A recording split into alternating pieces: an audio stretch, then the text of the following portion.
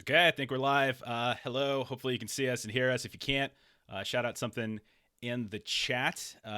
We are Adventures in Lollygagging. We are a podcast that plays Zweihander, and we release a new episode every Monday. And we got invited by the wonderful people at Grim and Perilous. So Daniel and Adam and Matt kind of said, "Come do stuff on this channel." And so we're now doing stuff on this channel. This is our second week doing this every Thursday from what time is it? 7 to 9 PST, but they do CST, so it's 9 to 11. It's all very complicated. But we're back for a second round of our kind of little short story or linked short stories. We're playing a game that we're calling the Ailing Isle because that's where it's set.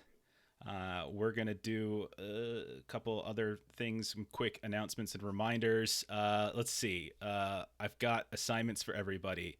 Oh, no. Longley, I basically just did your assignment, which was to pimp about the Adventures in Lollygagging podcast, which I already did. So you're good.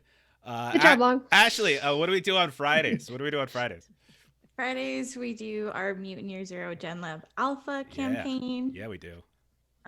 It's very, very exciting. We're all different races. We're not all from one tribe, which is pretty unusual. It's all right. It's okay. It's okay. Species. Or species, excuse me. I guess. Yeah.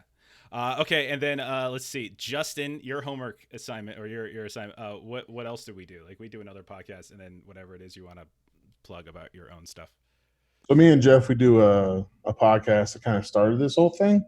So the what would it be? The Prometheus of the whole it's really fun watching Justin try to come up with words. Yeah. It's really fun.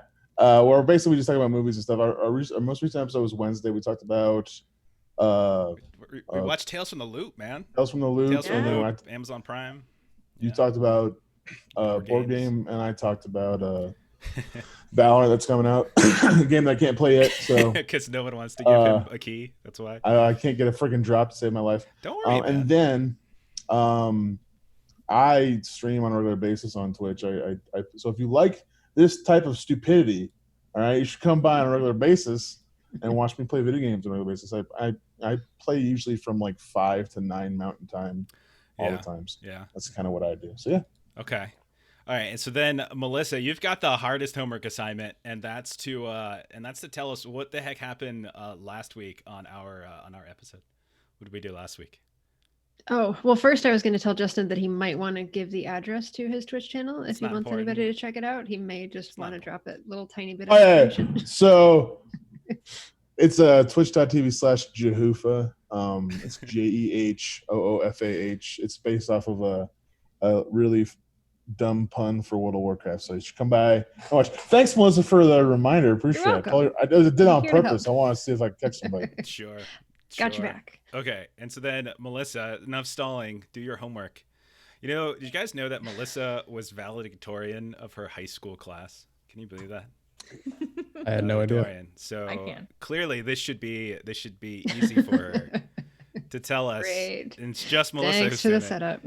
What happened last week? We're always so good at this. I'm focusing only on you, so it's just you doing it. I am always so good at this. So we started off with like a tropical storm, which you and I being from Florida, we're used to kind of tropical storm type things. So we started off in a tropical storm on a boat. Pretty much all of us losing our lunches pretty consistently.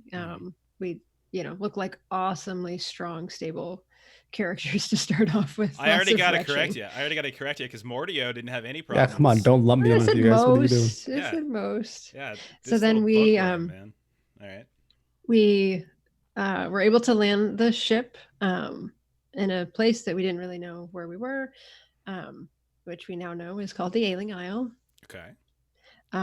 So we were kind of brought into an area known as a sanitarium with an A. I'm going to pronounce it right this time. I looked this up. I hope it's right. I'm probably wrong, but I looked it up. So it's a hospital. So we got there kind of in the middle of the night. When we got there, there was, a little bit of a scuffle outside before we got in, but everybody's doing all right with that. When we got inside, there were some like nurses and, that type of thing. And we discovered that there were kind of folks that have like numbers that are kind of their like designation. So we were able to get some food, get ourselves warmed up. Boy, you're taking a really long time. I'm trying to be It's a thorough. 2-hour stream, right? We ate, we went to bed, discovered that we'd been locked in our rooms, and then the guys were off wandering the halls and discovered some stuff. Sure. Okay, so as people are filing in, why don't we do a quick? I kind of updated the overlay a bit so we can see each other's professions. We didn't really talk about them last week. So why don't we go around really quick? We'll start with Ashley. Just say again who you are. One sentence, make it interesting. Ashley, go.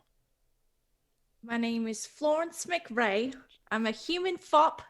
And, I really like to be a little bit, extra. I got a nice feather boa at home that I like to wear alone when I'm crying at night. So run-on sentence. I only had one. It almost sounded like you started like Southern Belle, and then it went like, I like it. Well, she's low-born, so she doesn't have that natural accent. So sure, accents are hard too. Okay, Justin, who are you?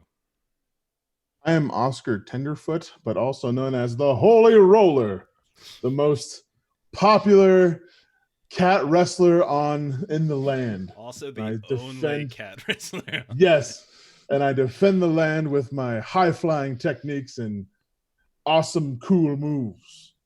Okay. Do you have a list of names for the moves that you're gonna do? Have you done that?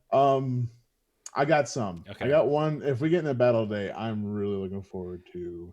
I told Justin beforehand that if I kill him in the first scene of tonight's session, his new character has to be called the Holy Re-Roller. Like that, whatever. Melissa. Melissa, shut up. Who are you? So I am playing Big Sis. She is an ogre jailer. Short and sweet. Okay. All right. Ogre jailer. Got it. All right. And then Long, what you got? I am Mordio, playing an elf antiquarian, and I'm pretty much trying to become a walking library. Okay, a walking library. We actually have, well, we did until we closed the campus down, but on my college, we have a library on bikes. Like people would get on bikes and they'd ride them around. It was great. It's like this big old thing. I always felt bad for the people who are riding the bikes because they were very heavy in the back, and so you could tell that they were struggling really hard with riding the bikes. Oh, jeez. Okay, so I was thinking, so one of the things that I've seen some other Zweihander streams do, like Chuck did this last week, is they added particular things to get some audience interaction, ways to kind of use some bits and stuff to sway the odds and tinker with the story. I've been throwing out some ideas. I'm going to throw them out to you, and the five of us will decide if we like these. Most common thing that we see is like 100 bits gets you an extra fortune point. It's kind of a pretty common thing. Right now we've got 5. You can see them up in the, I guess that would be upper right hand corner of the stream. There's like 5 ones. Those are all green and they got like a little sunflower. But if somebody uses one to get like a reroll or to get extra damage or something like that, then then they turn into misfortune, and then that means I can use them for stuff. And then once I use those, then they just go away entirely, right? So what we could do is once we start using those fortune points, if you feel like helping out players for some stupid reason, you can go ahead. Please. You can go ahead and spend 100 Can points. I help out myself? Yeah, that's fine. I'm okay with that. 200 bits for misfortune, and then I was thinking this other thing because we used to play Genesis in our short-lived Cyberpunk campaign. And one of the things I liked about one of the rules they had was these story points. And what you could do is basically spend one to suddenly have something show up. It's kind of similar into a couple other games have this too. Just the idea of if there's something you need, you can spend a story point and suddenly it's there. It's like, oh man, I sure wish I had 50 feet of rope right now. And then you can spend a story point to get that rope. So if anybody wants to help out the players and give them something that they need, feel free to throw in like, a couple hundred bits and say, hey, they get a crowbar, but it can't be something like really good. It's got to be something sensible. And so we're just kind of playing around with that. Hi, Jen. Thanks for showing up. We're just getting started. We're just talking. I don't know. We're talking about ways to extract bits from people. Anyway, let's see what else. And if you just want to straight up kill a character, That's just free. Just say so and it's done. I know who's in charge of that. No problem. So, okay. All right. So that's it. We'll occasionally mention that again. So we are going to start. 10 minutes in. We've stalled long enough. Here we go. So we're going to start up exactly where we left off last week with Mordio and Oscar Tenderfoot, the Holy Roller, in their greenish dyed patient gowns, wandering the cold corridors of whatever this place is, this sanitarium, this hospital, after a man opened up the door, taking the bar that was keeping the door closed, dropping it on the ground, stepping inside, and trying to pull the Holy Roller out into the hallway and then out of the hospital, like almost as if trying to imply or trying to get him to help him escape. He couldn't speak. Whenever he did, he just made sounds because his tongue apparently was severed in a very gruesome way. But as you were trying to communicate, and as you were stymied by the locked door between the ward and the main entrance area for the hospital, you heard suddenly a thump, thump, thump, thump, thump, thump, thump, thump, as this orderly figure with one of those sacks on their heads and the numbers painted on the back of the sacks came running down the hallway, grabbed the man very roughly, and just sort of brutally smashed him to the ground and then dragged him down the corridor and away from you guys. That's exactly where we're going to start. So right now, Mordio, Holy Roller, you are watching as this figure is heading, let's call it east, and is turning down the end of, it's kind of making a turn at the end of the hallway, and is about to go out of sight. What are you two doing after you just watched this happen? Didn't seem to do anything to you, either of you. Grab the figure and just dragged him. What are you two doing? Well, that seems quite curious. We should follow him. I think I'd be a little awestruck of this situation. Do we want to follow him? Or do we want to just go back to bed and act like nothing happened? Mm-hmm. What do you think? I don't think it'll hurt if we take a peek. All right, so let's go follow and see what's going on. All right, so you move down the hallway just a little bit, and you kind of and you're behind, and they're continuing to progress, and it's basically an L. Imagine an L. You're heading eastward along the bottom of the L, and then they make a left-hand turn, and they're heading up the L. And as you get to that corner, you can see that they've continued to march, dragging this now unconscious man behind him very roughly and rudely. And it looks like they are coming to a door at the end of this hallway. So like there's this L-shaped corridor. There's all sorts of different doors that are different rooms where some other people from the Myopa, the ship that you were on, are staying, and also where some patients and stuff are staying. And you can see that they're kind of opening this other door, and you can see waiting very briefly behind that door is kind of another figure. It's got this big plague mask on and a lantern that they're holding up that's giving just a bit of light kicking down the hallway. The door begins to close, and then that slice of light disappears, and now you're again left with only the candle that you're carrying. Do you want to go knock on the door, see who's home? Or what do you think? That's probably pushing it a bit too far. We'll just have to recollect in the morning. Yeah, I think we might just want to start this in the old bank and talk to the girls in the morning and see what they think. So as you start walking back to your room, you get kind of a little bit nervous as suddenly there's a little gust of wind as the door closes and your candlelight flickers out and it's completely black in here for a moment. And you kind of reach around and kind of look for the direction that you're going. You probably don't have matches on you. You're in your PJs. And as you're walking, feeling against the wall, you hear a knock suddenly come from one of the doors nearby. This just very subtle knock on a door. Hey, Cappy. And Justin. Very nice. So you hear this very subtle knock on the door. You think it's a door. You kind of go to the nearest one, kind of look, and the knock gets a little bit louder. And then it gets a little bit louder. little bit louder and more urgent, and then suddenly you wake up and you are looking at your room. You roll over a holy roller and you see there is Mordio, kind of asleep, thrown down on this cot. Looks very comfortable. Little drool starting to trickle down his mouth, and you hear the subtle knock of a door.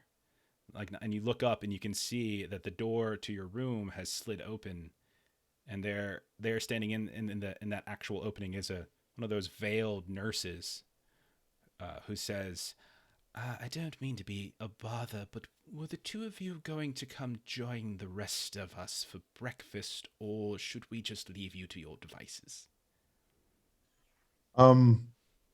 What happened last night? We were in the room, and some old dude started knocking at the door and asked us to come out. And then one of your big old Ophi guys like grabbed him by the head and dragged him away. So what's going on with that? Could you explain that to me?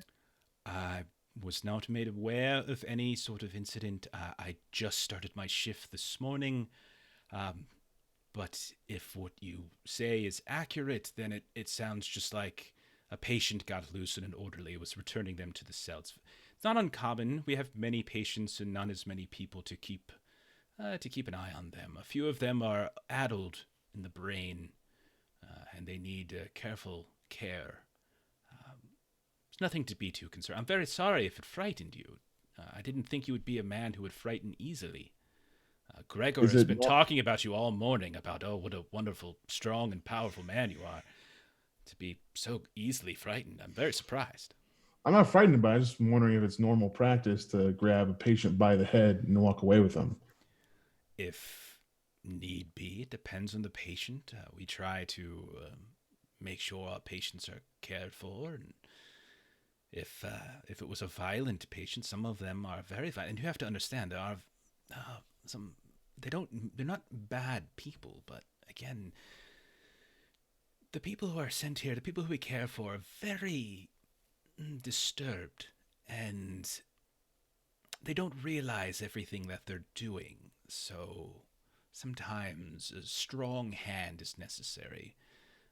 But again, is a strong hand necessary for a feeble old man? That's my question. If you would like to file a complaint, you can speak with Nurse Fletcher later. She runs the nursing ward, or Dr. Beatrice when she comes in later. Neither of them are currently here. We work in rotations, you see. So very sorry that it's disturbed you. You got anything you want to say there, Long? If I remember correctly, was his tongue cut out? Yeah, you think so? Yeah, it was cut out. Okay. I find it quite interesting that his tongue was cut out. Is that something that happened pre or post admittance? I can't say we have any patients with that particular affliction. I would have to check the records, but no, I mean, it's not uncommon during certain treatments for people to clench the jaw, and unfortunately things can happen. But no, I'm not really sure. So breakfast, are you going to join us? Of course. And then as I hop out of bed and ready. We did. I don't think I'm one to skip breakfast, so I'll be there as fast as possible. I'm very sorry we don't yet have your clothes back, but we should have them after breakfast.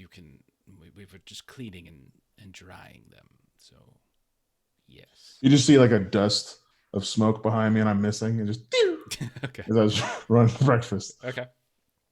All right. So at this point, definitely a HIPAA violation.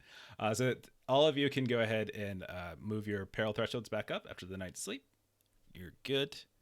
It was a disturbing little dream or moment that you had, but Ashley seemed fine with it the whole time. I gotta say that. She definitely wasn't sitting here like this whole time, just like. Well, Ashley wasn't there. She didn't see it. It's fun watching her reaction. Stop. Yeah. Okay. So the two of you go about kind of doing your morning washing. There's a little bucket and stuff that you can clean yourselves up with before you leave. I'm a cat. I lick myself clean. Okay, sure enough.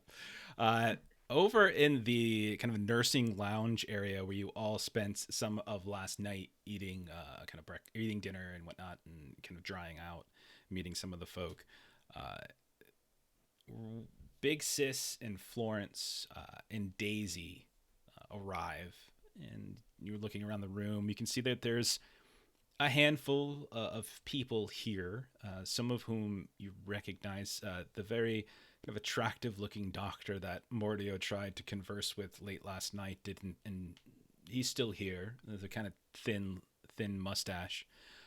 There's another doctor in the room as well, but they are on completely opposite sides of the room from one another. Both are kind of eating some kind of porridge, and each with a book or a scroll nearby, reading something. You can see that there's one nurse here, and then a second one comes by in a few minutes, leading both Mordio and Oscar into the room. Looking around, you can see that Gregor, the ship's cook that was fawning over Oscar Tenderfoot, is also in the room with a couple shipmates, and you can see that they are kind of scooping some things into like these little canteens and like mason jars and stuff, and kind of tightening them up, and they're loading them into rucksacks and stuff. And then you can see that there is a dwarf that was accompanying Dwali, this younger dwarf that I would say Mordio would know was like her jewel, because she's like a jeweler or something like that, you said.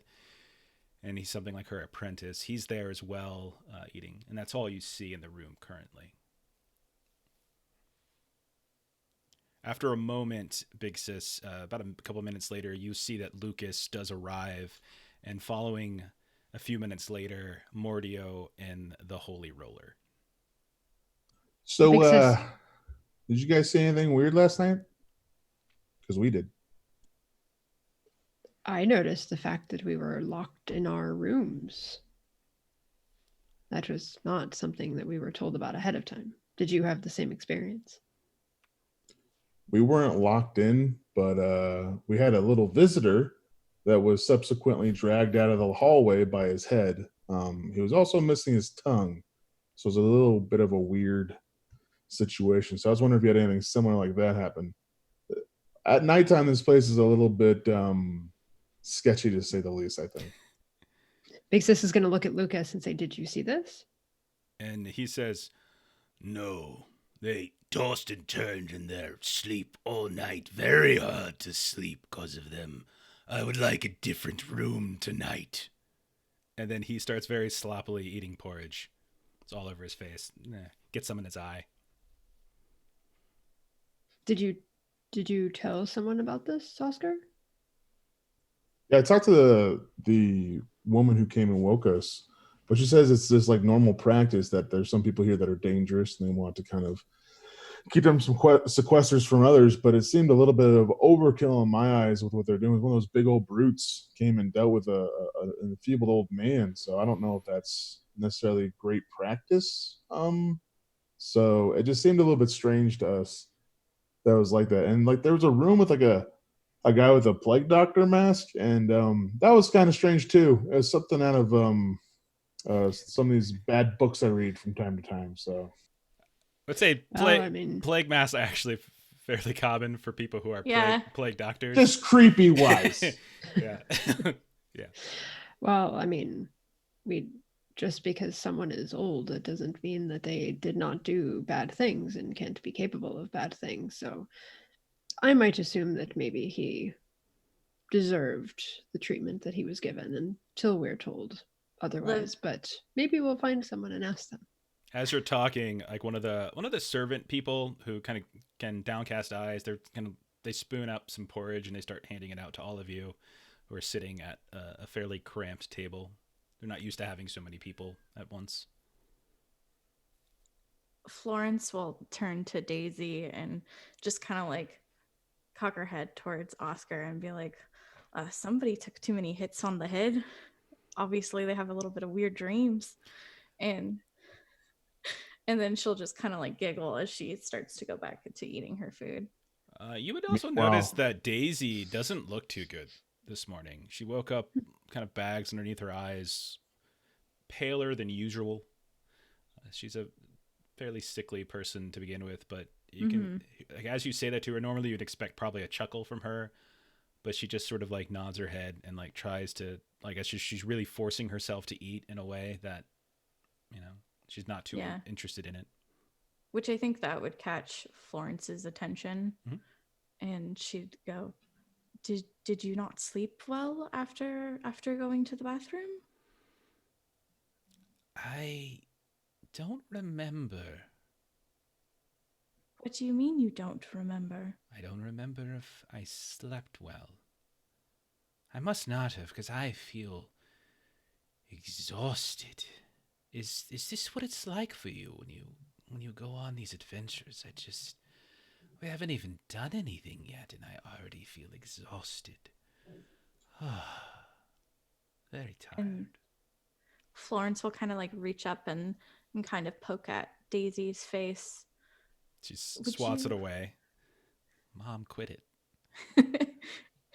And so, you know what would be a little bit of an adventure? Do you think that if we talked to that nice nurse, if they'd let us, follow a doctor around for a few rounds, maybe? Follow a doctor around. See just what they do, Is that really what you want to do today? I mean, what would you rather do? I kind of want to take a nap, to be honest. Is that terrible of me to say? It's not terrible, but I feel like it's terrible for me to say. Maybe we should just quickly see the doctor for a little bit and then maybe nap. Whatever you think. And then she just goes back to kind of mechanically spooning porridge back into her mouth. Big Sis overheard this conversation. Did you roll an eavesdrop test? I don't know. Okay. And so she's going to turn and just say, people work here.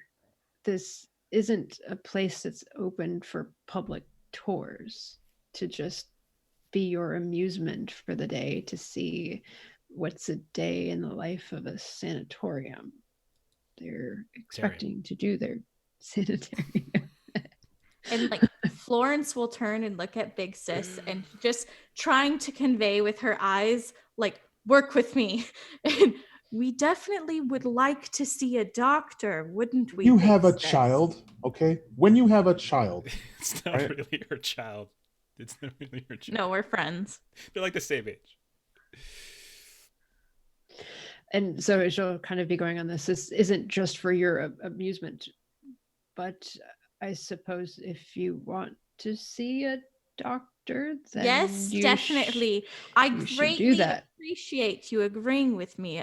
Hopefully somebody could accommodate, but if not, no worries. We'll figure something else out to do. But let me know if you need help. Maybe Thank we you. can find that nurse and we'll find it. So Big Sis is like confused, but just going with what's happening.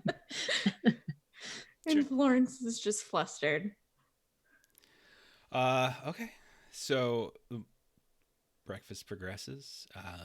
You eventually, Holy Roller, as you're eating, Gregor comes over to you.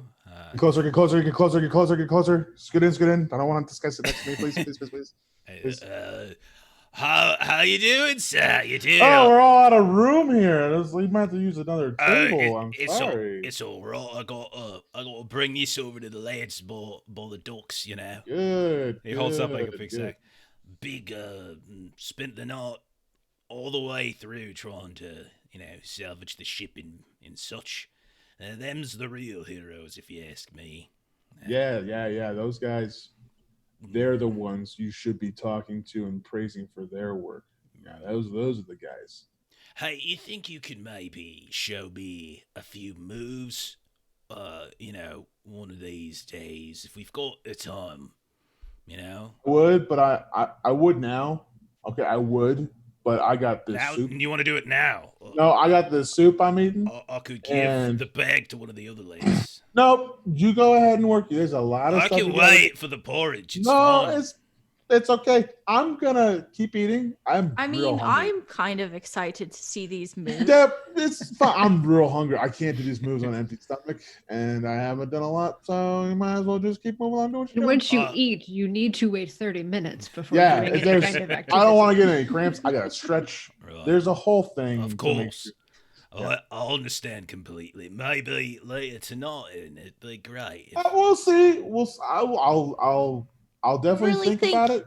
Yeah. His performance is going to improve at night. It sounds like he's got a little bit of performance anxiety. It's not that. I'm just really busy with a lot of things. I got a lot Of of course, you're very a lot of important. blessing man. to do. A lot of stuff to happen.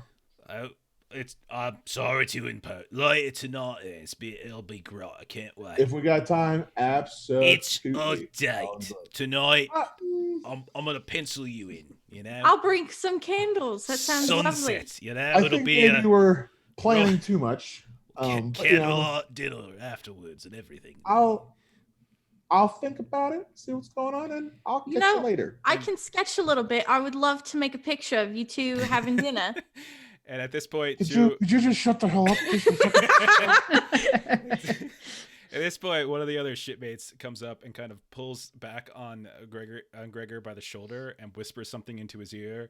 And Gregor, sorry, sorry. I've got to go. And then the three of them kind of hustle out, and you can see Gregor kind of like looks back a little bit at you with like kind of this worried look on his face, and he waves, and then he leaves.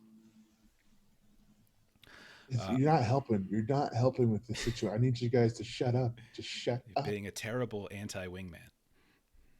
Hey, I'm You- trying to get you in. What you famous people don't realize is that you wouldn't be anything without your fans. So maybe consider that.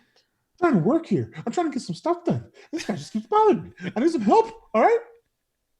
Okay, as you continue to spoon porridge, and Morty, what are you doing all this morning while this is all happening? I'm just eyeing the place, seeing how they run the place, any weird situations happening, trying to calculate pretty much what should be done. Okay, if you want, you can roll a scrutinized test, standard, see what comes up. Give you some, as you kind of pay close attention while these other people are kind of spouting off. You're keeping close eye.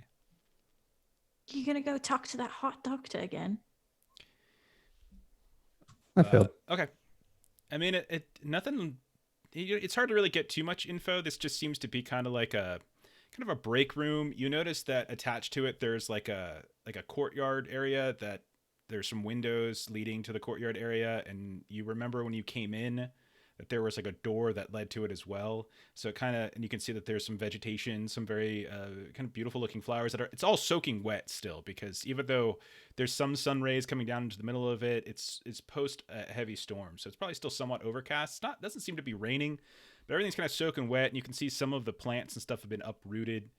There's there's a person out there that's kind of picking things up and kind of tidying and sweeping and trying to replant.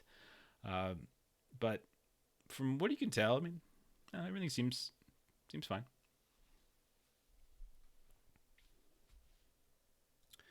All right, so I need you all, as breakfast ends, I need everyone here to roll a toughness test at easy, as it's been a long day. It's been a long day, night, morning, sleeping on strange beds in strange areas, weird dreams, weird interruptions to your sleep schedule.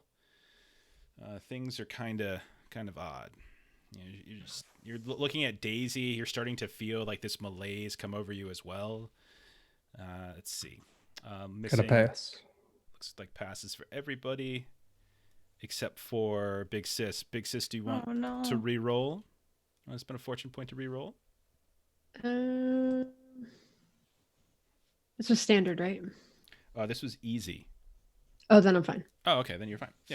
Yeah. All of you, no. I mean, you shake it off. You got enough sleep. You got enough. You got some food in your bellies. You feel pretty solid. After about 45 minutes or so, the various workers come around and they start handing like your things from last night, the wet clothes and boots and and such. They give them over to you. And what do you all feel like doing today? I think it might behoove us to go. I think I need to go to the local chapel. I gotta get some of my holy stuff in, So I gotta go do that. If someone wants to come with me, they can, but I gotta go get some praying in. It's been a couple days, so I gotta go do that. If you guys want to look into some of the stuff that's been going on, kind of weird, maybe do that. If you don't think it's that interesting, don't do that. But I gotta get some praying in to my God. So Okay. I gotta go.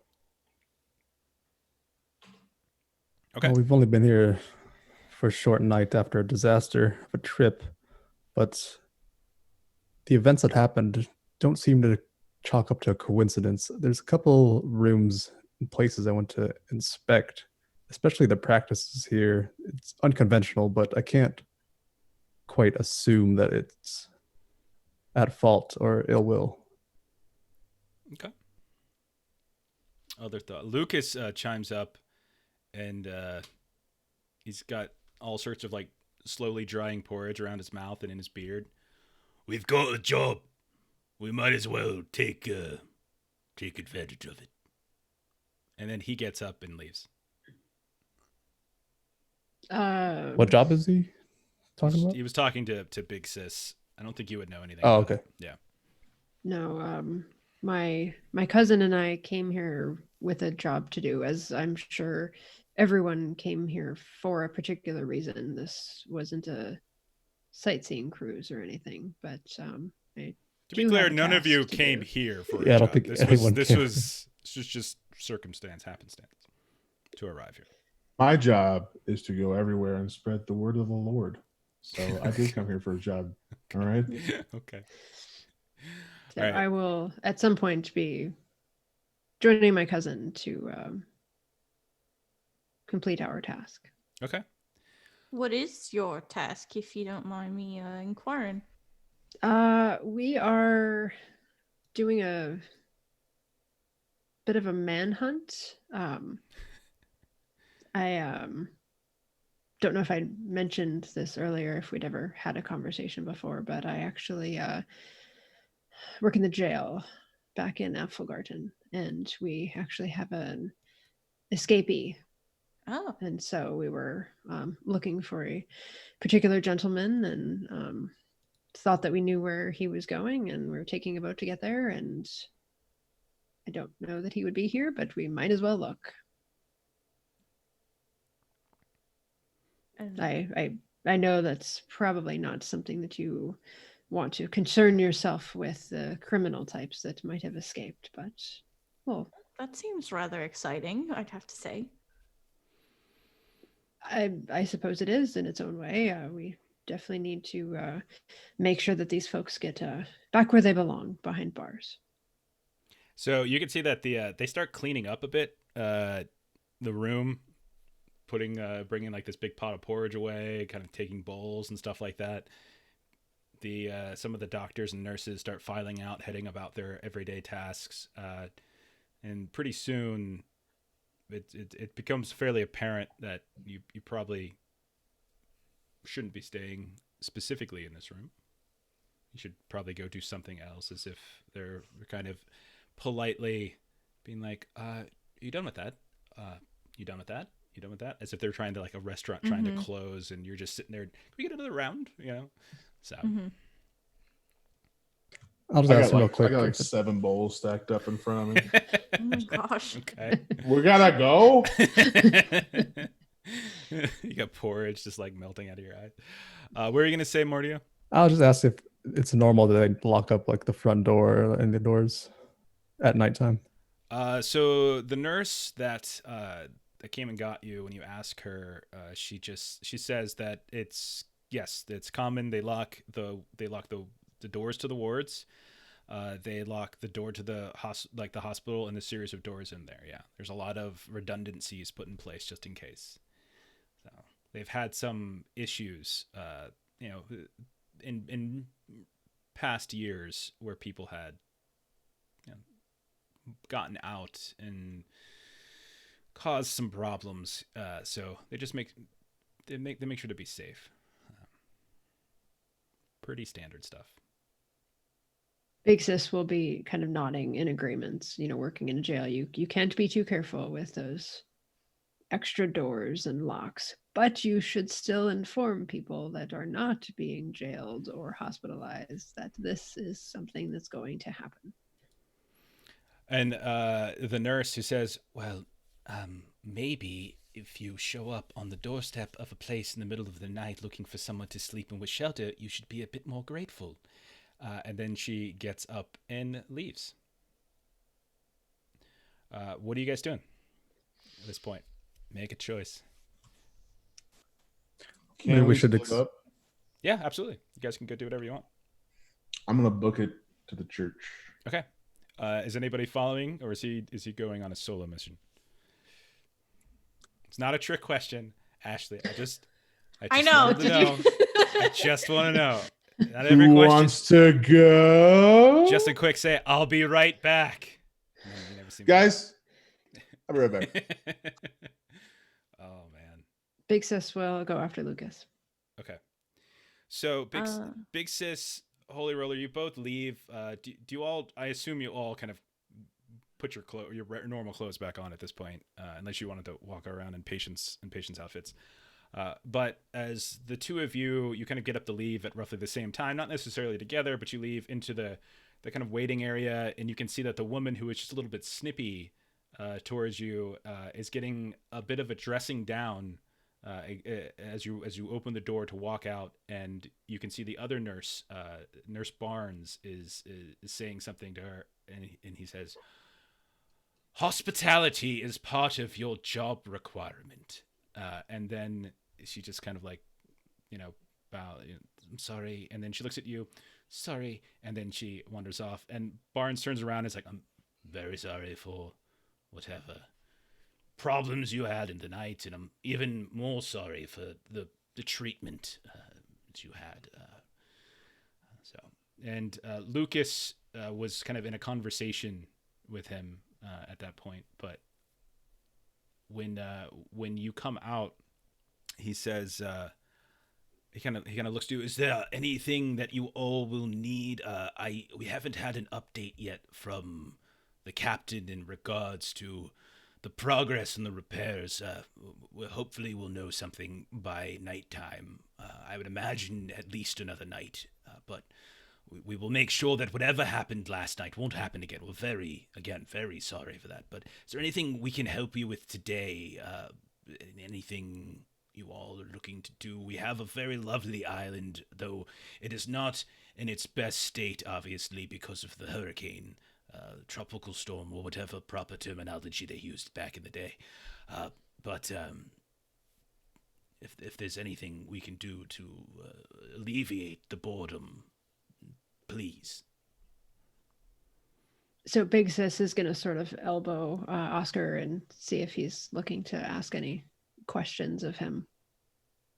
I'm just looking to see where the local chapel is. Of course, yes. So I can get to work. Of course. So, if you leave out the door, you want to just head left, follow the path, and then when you reach the split, bear left, go across the bridge. You will see it very easily.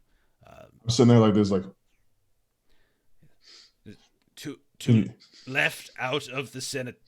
Left. All right, slow down. Hold on. Left out of the sanitarium. Okay. Left at the fork. Across the bridge. Okay. All right. Hang right at the Arby's, and then you'll see. There's an Arby's here.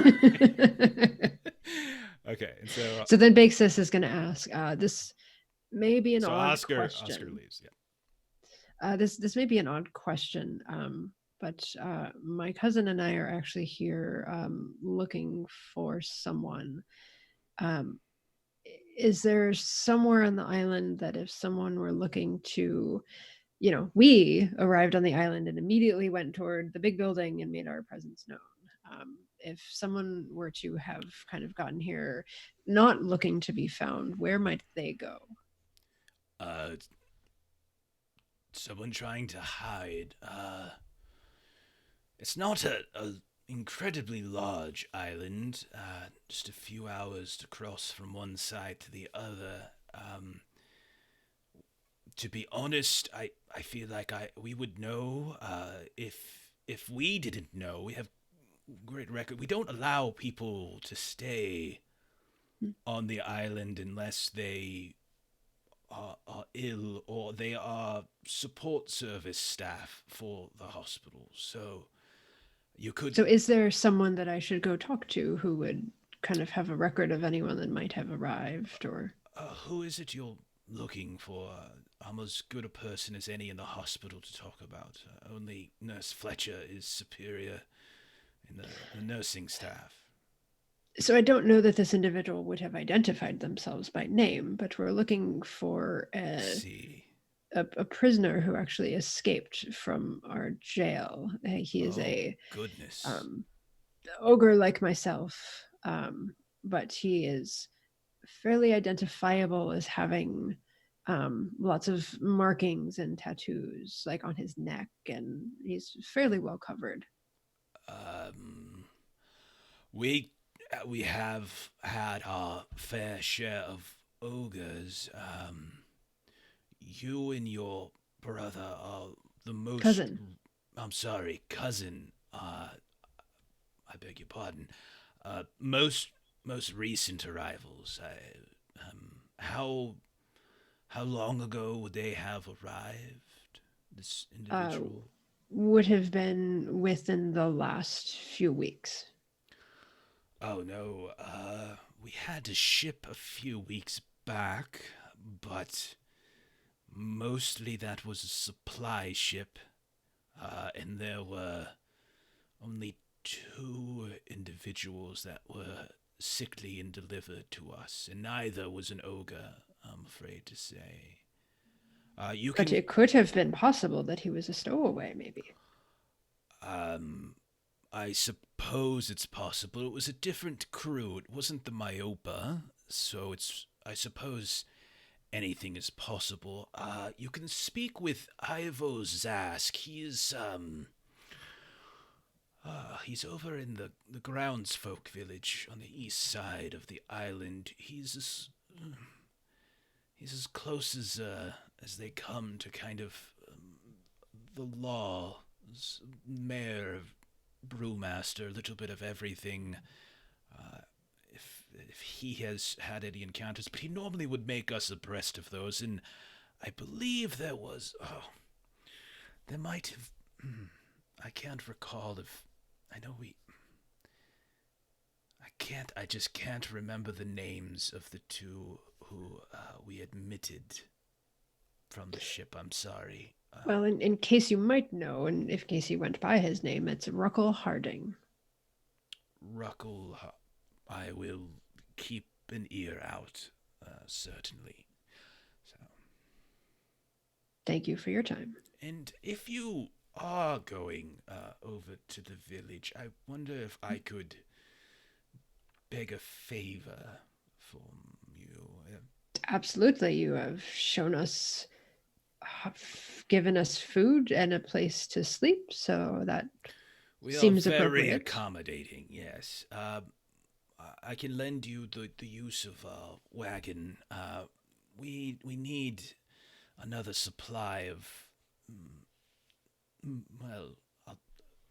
we need more ale, and I did personally deliver a series of surgical tools to the blacksmith for sharpening, and if you could retrieve them and bring them on your way, I'd be very grateful. Can never have enough ale. You would be surprised. And he grins a little bit, but I will check the records and see if I could find any evidence of Ruckle Harding. Have a good day. Thank you. All right, so back inside, you've got you got Mordio, Florence, and you've got Daisy. What task are you looking to accomplish? Ashley, you're muted. Florence would like to inquire about who's the doctor over the women's ward. So there is a one of the last remaining doctors to leave, you kind of grab her really quickly, and you on her way out, and she introduces herself as Dr. Newworth. She is one of them. There's multiple, but she's currently on duty right now.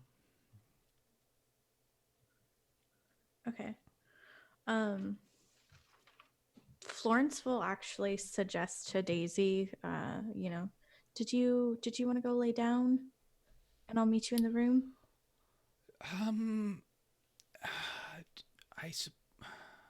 I guess I could do that. Yeah, I could go for a nap. Yes. Okay. And she gets up, and kind of her legs kind of give out a little bit as her they kind of tremble. But she starts moving off, and eventually leaves. And she'll turn to the doctor and just be like, I have some mild concerns about my friend. She'll probably be upset with me for overstepping my bounds, but she's not taking travel very well. She had issues sleeping, and she does have some previous concerns. What do you mean by previous concerns? She's just never quite been the sturdiest of women. I see. And are you concerned that it's something more than just seasickness or exhaustion? If it continues, then yes, but it's just today she woke up really roughly. But if we have further concerns, could I search for you? If would you like me to take a look at her? It's no trouble. It's my job. I'm more than happy. That would be lovely, actually. Of course. I will put her into my rounds today. Would you mind just making it seem like you're taking a physical of both of us in the room? That we're not. We usually prefer to examine patients Or separately. Separately, yes. Just so she doesn't feel targeted. I suppose we could do that. Yes, that's fine. Yes. I greatly appreciate it. Thank you very much. Certainly. I know it's confused. bizarre. No, your concern for your friend, it's admirable. It's fine. If you'll... Do you want to go now or later? Just during whatever is convenient for you. I don't want to trouble you more. I am on until the lunch hour. So a few more hours before I am off shift. Okay. We are in women's 17.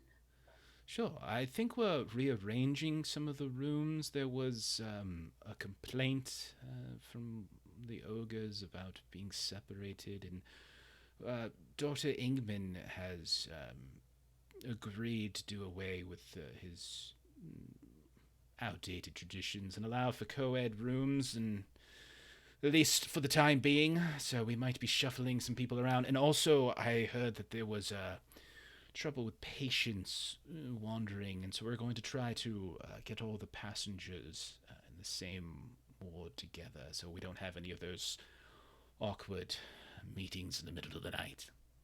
I feel really sorry for putting you guys out so much. You really are going above and beyond. We took an oath to do no harm and to help, and sometimes it's our medical knowledge that helps, and other times it's just being a good Samaritan. And Florence will smile and well, please let me know if there's anything I can do to assist. Yes. So see me again when you return, and we'll make sure I see Daisy before I leave. Excellent, thank you. Good. Mordio, last call for you to pick on something, or I'm switching to the Holy Roller, doing his prayers. Yeah, I want to see if I can somehow check out that one room that the potato sack guy led the patient to. Okay, so you can head back towards your ward, and you can notice that there are several of those workers that have been breaking down beds, and you can see a lot of sheets and blankets and stuff are being thrown into the middle of the hall as if they're kind of doing a cleaning. There, you see a few people kind of moving some cots and things like that. And when you head down and make the left and go to the end of the L, the door is locked. And there's like no guard or anything. It's just locked. There's no way forward. One of the servants, kind of again, not really looking in the eye. Is there something we can help you with, sir? Oh, I think someone from here met me last night. I just want to see if they're still here. This way is these are private rooms, and there are some sensitive supplies, so it's kept locked. I'm sorry, you can't go in there. Oh, of course, I understand. And I'll just drop it for now. Okay, so we'll shift over then to the Holy Roller. Mordio is so polite. Mhm. Like, can I? No. Okay. Thank you. What's they gonna do? Be like, no, let me in. No, I just said no, I don't even have a key. What the hell do you want? Okay, so Holy Roller, you make it over to the church. When you get back on the road, you see a few other people in travel. You might even be traveling for a short while with Big Sis and Lucas for maybe like 10 minutes before you hit the split in the road. They head right, which is kind of eastward. You head left, which is kind of northward, northwestward. And you pass over the bridge. You can see off to the east. You have much more visibility today. It's a fairly flat interior to the island, and you can see probably maybe a half an hour's walk to the east. There's like this big old windmill that sticks up that seems to be in some manner of disrepair, as if some of the blades on the windmill were damaged, possibly in the storm. You can see a bunch of fields that for some sort of product, you're not sure, that has been kind of torn up. You can see a handful of trees along the way where the branches have been ripped off by the wind and by the rain, and have kind of been laying around. A couple folks are moving about and cleaning that up from time to time. But eventually you make it to the church, which is a 2-story building right over the bridge, and kind of peel off. And when you go up the few steps of the stoop to get and kind of push in, the door kind of, when you touch it, it feels very feels sort of soggy, and it kind of feels a little bit off its hinge a bit as you push it open. It kind of does that kind of a muted, wet creak. And when you step inside, you can see there are rows of seats that have been, they don't look in great condition. You can see as you step back down into that main floor that your feet splash as you step into a layer of water. And you can look that there are all sorts of buckets that have been laid out all over the place, and there's still dripping coming down. There's no one in here save for one person that you see, who is laying on this offering table at the far end. As you walk in, you can see it a ways away. There's about 7 rows of seats. And when you look up, you can see this woman is kind of laying there. She's got a book up and her head back, and you can see one of her legs is kind of like hanging down the side of the table, occasionally going down toes, kind of flicking the water. And she's just sort of humming to herself as she's reading, and like flipping the pages as you walk inside. It seems your church has seen some better days, sister. And you startle her, and she looks over, doesn't quite get up yet. That would be Mother. And she kind of rights herself, and you can notice that she's a fairly elderly woman, probably has a good 20 or 30 years on you. and she sits up. You can see she's wearing kind of a fairly light dress. Her hair is kind of in shambles a bit as the water is kind of fluttering down. When you look around, there's a handful of like these statues and carvings and things like that have been, you can see they've been damaged. You can see like certain statues, like these sculptures have like parts of the face that have just kind of crumbled away. You can see that some of the support columns and buttresses, same thing. You can see cracks and stuff that are starting to appear as you kind of start moving up. The chairs themselves, they look a little wobbly. And they look like they have maybe some rot going on. You're not really sure. The floorboards themselves are very kind of dangerous. Like if there's a cellar, you might sink through in a minute from all of the kind of rainwater. Can I help you? I don't mean to impose, ma'am. I am Oscar Tenderfoot from my local church, and I was wondering what type of church is this? What God do you praise? I am the Reverend Mother Lavenderbone. If you are a holy person, that should give you all the information you'll need. I am very aware of this particular God. I personally, I don't believe you. I've read many books that are leather bound with information on gods. So, of course, I know. All right. You can go ahead if you would like. You can roll a folklore test at easy to see if the clues of the different symbols in here and her title gives you any idea of what the actual main purpose of this church is. That's a crit success with a 44. Very nice. Good job. You know everything. I know everything about religion. Of course, you know that she called herself a Reverend Mother, and there's only, that is a title that is given to devout followers of the martyr, a god that deity that cares about helping the sick and the needy, and tends to only have in its higher ranks. Hey, Adam. In its higher ranks tends to be just women. Like it's mostly like those who become. There's no such thing as a Reverend Father, so to speak. It's just sort of Reverend Mother. Yeah, it makes sense considering what the island does. I myself pray to the God Emperor, and I was just curious how this church was doing, and seeing if maybe I could take some time to do some praying myself, along maybe with you. Wow, that sounds lovely. God Emperor, perfectly wonderful deity, of course. But I will say, our church, as you say, has seen better days. I am afraid the storm did something of a number. We haven't been able to fix the roof in quite some time, and our lackadaisical upkeep has come back to bite us.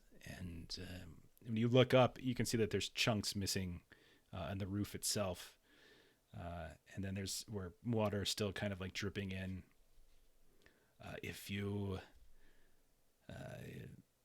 want to pray, of course, I'd gladly give you a blessing. Of course, always wonderful to see someone of devout faith, no matter who they tend to subscribe to. Is there anything I could possibly do to help out? I'd hate to see a house of worship in such terrible shape. I'd love to do whatever I can to help. You are a delightful.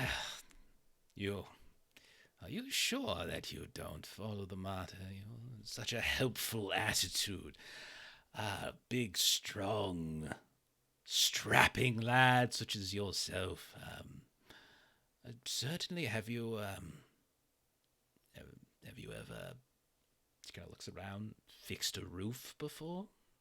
There's a few patches in case it were to rain again this eve. Could certainly help. Is there something I can roll to see if I know how to fix a roof? I mean, you're hammering nails. It's okay. You don't gotta roll for that.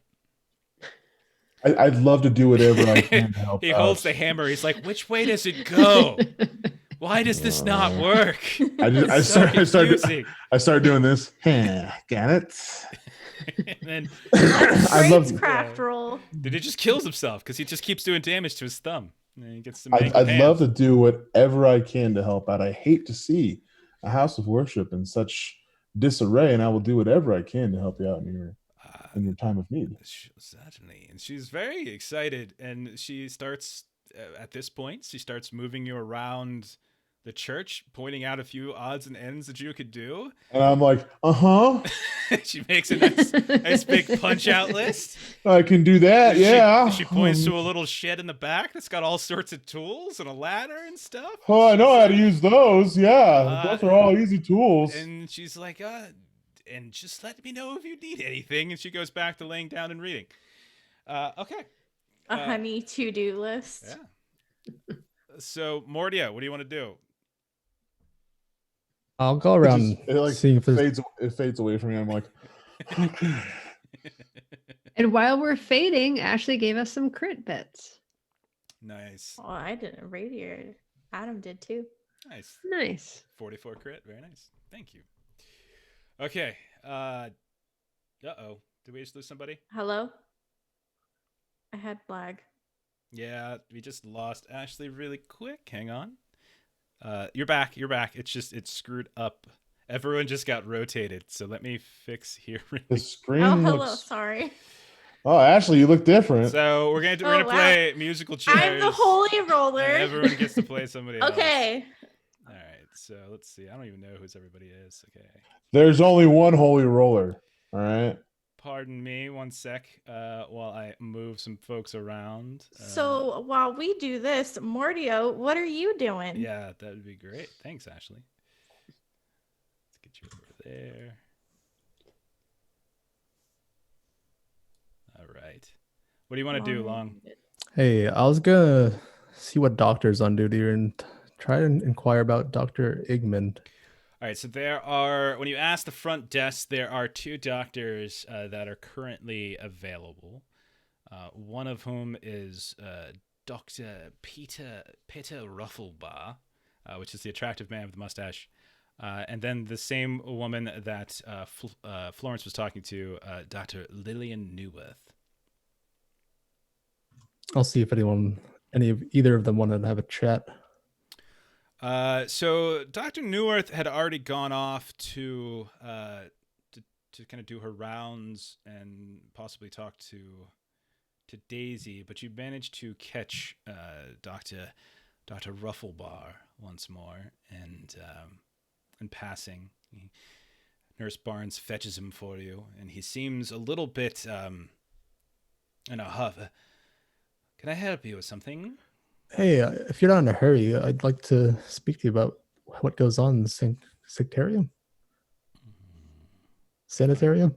Mm-hmm. If I'm not in a hurry.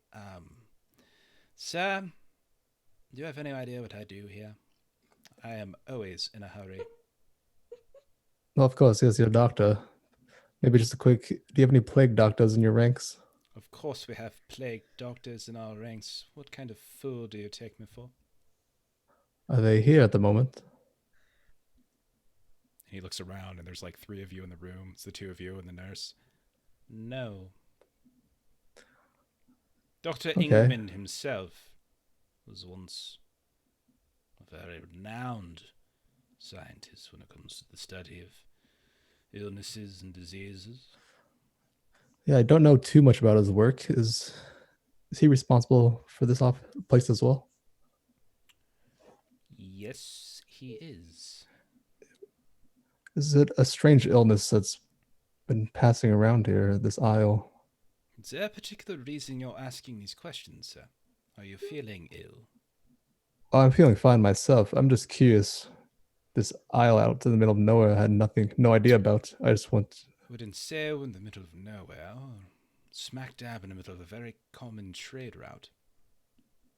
I would expect a learned man such as yourself to already realize that. Mm, Go ahead and roll a charm test, or if you want to, because he seems a little bit perturbed by being interrupted.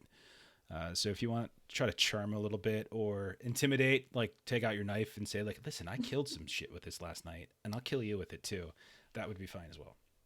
Mordio is getting all of the like, I don't want to freaking talk to you right now, people. I like the interaction between a dick and a nerd. It's pretty good. So yeah, go ahead and do you want to do charm? How's charm sound? dang, I just barely crit failed that.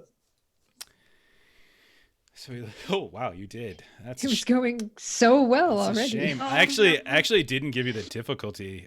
What is your social class? Let's see. Lowborn, burger, aristocrat. It's at the very top of your character sheet. Oh, it's lowborn. Yeah, you failed. It's a crit fail. Sorry. But you can use a fortune point and reroll. No, you can't. No, I it's a can't. crit. Never It's a crit mind. fail. I'm Break the trying. rules. Sir, I have work to do. If you're sick, I'll gladly assist you, but otherwise, I must bid you adieu. Goodbye. He turns quickly, and you get hit by like the robes in your legs, and he wanders away. You are the weakest link. Goodbye. Nurse Barnes like, yeah, sorry, he's a bit of He waits till the door closes. He's a bit of an ass. All of us think that. Very. But no, Dr. Ingman's a very good man. What are you trying? Why are you asking about him? I heard his ways are very unconventional. Unconventional. What's conventional to one is I have no idea whether or not the mainland or how they view us, but I will say that he gets results. He is a very results-oriented man. He is pushing the boundaries of medicine in ways that the doctors at Oxford can only dream of. We have managed to heal the sick and return them to the population numerous times.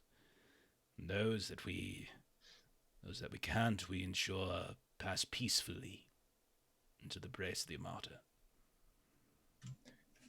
And what population is coming here? I'm not sure. Not much people live here. We are sent specialty patients, those who are, shall we say, difficult to diagnose. Those who are infirm with very rare ailments. We do this all free of charge. It's free healthcare, you might. It's quite noble of him. He's a very noble man. The single payer system is No. on the type of government we're dealing with here on this island.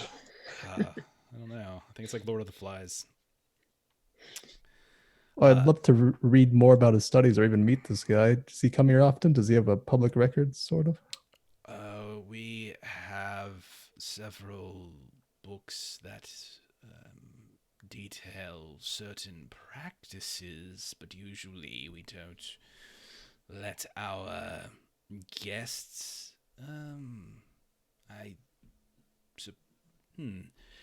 Dr. Ingman himself lives up in the manor. Some of the other doctors have dinners there. I could inquire about an invitation. I imagine he'll be here at some point to greet you. He's a very busy man, however. Here we go. You get another chance. Roll a charm test. Just standard. So you're lowborn, you said? This time is routine.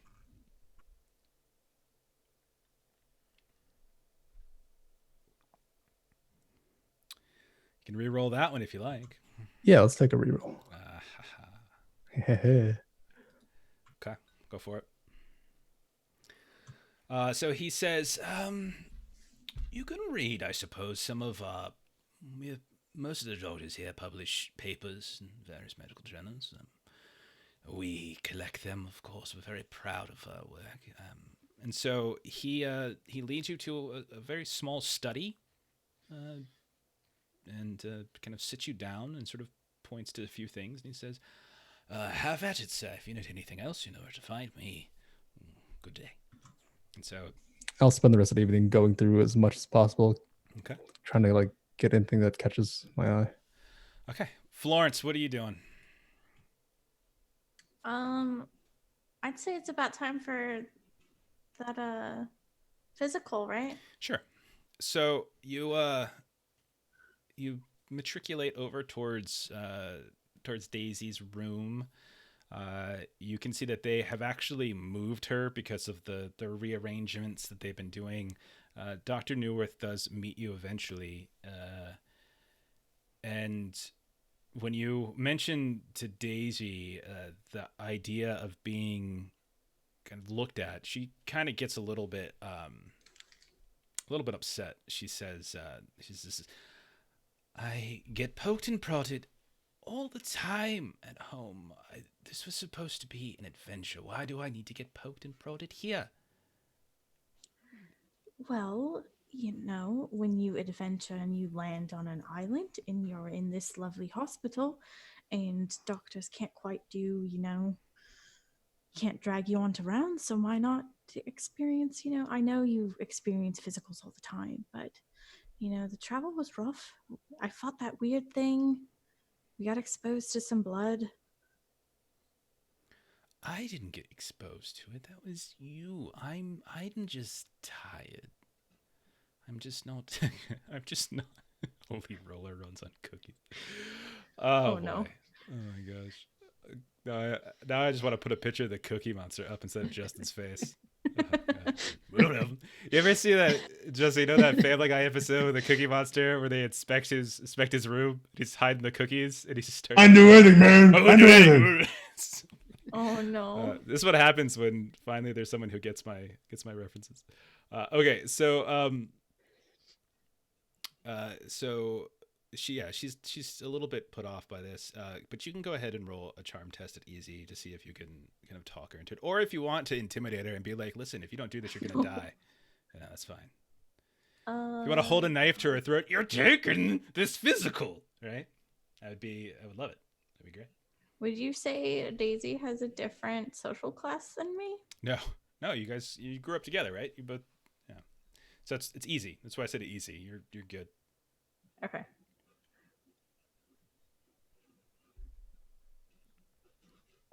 I am still. We are the 90s. We played 5 hours last night in our podcast game. It went crazy, and the amount of rolls in the 90s were intense. On both so fronts. bad.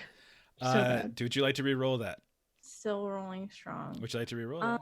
I think you. Yes, okay. I would. All right, go for it. Better luck. Let's do it. Okay, so Not having it. Okay. it's kind of a long, drawn out argument over the course of a good 15 minutes, which is very embarrassing because right out in the hall is Dr. Newert, who's kind of waiting, and she's getting off shift, and it's just mentally exhausting and taxing. So go ahead and take 8 points of mental peril, but eventually you do wear her down, and it's not, and it's mainly assisted because at a certain point, the doctor steps in and just says, "It's very common to, if you're not used to travel, there's all sorts of little bugs and things you could pick up. So." And Florence is like, exactly. Yeah. So she steps in and she asks you to step out. And then I would say about 15 to 20 minutes pass. You hear some muffled words and stuff like that. If you want to listen in, you can try an eavesdrop test. But otherwise, they're kind of talking to themselves. What? If you'd like to, you can roll an eavesdrop with standard. Let's see. I'm a terrible friend. Okay. I've been saying that for years. Hey, I'm I just failed kidding. anyway. Would you like to re-roll it? I like No. to get my. You sure? I only have 2 misfortune points. Okay. So you can't really make it You're out. doing good. It just sounds like Charlie Brown teacher, like, and at a certain point the door opens up in like a huff, and there's Dr. Newworth, and she's got a very concerned look on her face, and she pulls you aside and she says, "I don't mean to alarm you, but I think it might be best if I were to take her upstairs and perform a more thorough examination. There are a few concerning aspects of her condition that I think." Such as? Her sudden exhaustion is concerning, but she also seems to be... She kind of looks around and she says she seems to be... lesions are growing on her back, and What? I am concerned about... Has she always been so pale?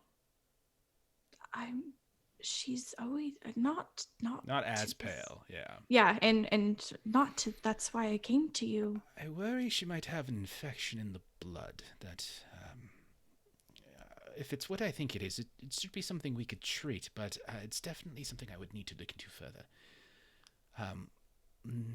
She said that I should speak to you. If you could you convince her that this is necessary? This is a matter of urgency. And Okay. if what you said is true, the fact that she is susceptible, she's sickly, then the sooner that we can progress with this, the better. Okay. And then I'll speak with her. And so at this point, Daisy is naturally freaking out. She's like, Yeah. "Oh God, not again, not again! What is it this time? Oh God, should we just wait and return back to North Pumpkin?" Wait and return. Show me your back. And she does, and she was poking around back there for a few minutes. Took her a while to tell me what it was, and you can see that there's all of these like weird, like red, sort of. Daisy. I can't see my own back. Don't get upset with me. It's not helping. And then Florence will. What are the chances? One thing I have learned on adventuring is sometimes you get given the greatest gift when you're not expecting it. Oh, I can't just deal with one of your speeches now. I just can't, Florence. I'm so tired. I have a headache. And We have some. I know. I got holes in my back, and you're giving me shit right now? We have one of the greatest doctors. Okay. What if you could get healed for the rest of your life? Do you think they could? Do you think they could make me like you, and I could join What you? if we could go on adventures forever? She gets really excited. Okay, I'll do it. Okay, and let's go now. Okay, so you go ahead, and she pulls you upstairs. You kind of one of those. Actually, no, you weren't with them, so you wouldn't have seen the door. So, but you get led upstairs to the second level of the sanitarium, and you go into you walk out. There's a couple of sconces along the walls, much bigger rooms here. This seems to be more like laboratories, exam rooms, stuff like that. You can hear a couple of voices here and there as if there's people working nearby, but can't quite see what you're looking at. But she leads you into a room much larger, has a series of tables. You can see that there's all strange equipment and stuff like that has been stacked up in different places. But she eventually has Daisy lay down, and she says, if you'll excuse me for a moment, I'll go get prepared. And she departs, and then after a few minutes returns and begins to kind of go through a more elaborate procedure, kind of testing, like taking little specks of blood and like rubbing them on different pieces of parchment, mixing them with little things in flasks and sort of examining. And it all takes a fairly long time. Okay. So I'm gonna fade over, and I'm gonna go over to Big Sis and Lucas, who have reached the Groundsfolk village on the eastern side. The two of you pulling up in your wagon, and you see a handful of buildings of cottages and things like that in various states of disrepair. A lot of them have thatched roofs that have not survived the actual storm quite well. So you see quite a few people who seem to be about repairing those as best they can. There is a well in the center of these like 4 or 5 different buildings, most of which are 2-story. You see what looks to be a small stables with some like donkeys and things like that. You don't see any like kind of full bred horses. They look just more like work horses and mules, donkeys, that kind of thing.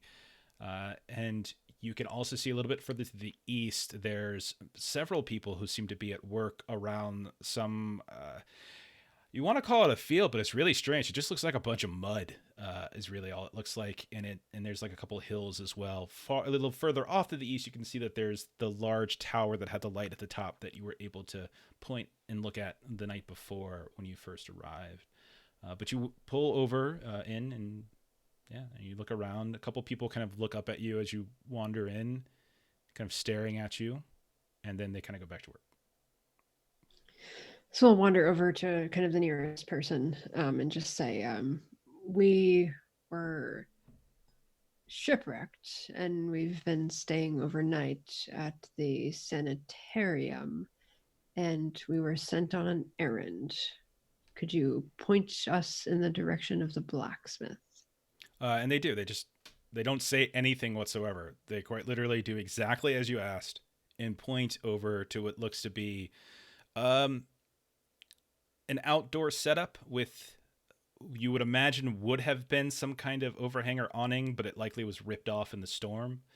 But you can see there's like an anvil, and there's a fairly large woman with tightly braided blonde hair in her back, and she's like ting, ting, ting, that kind of thing.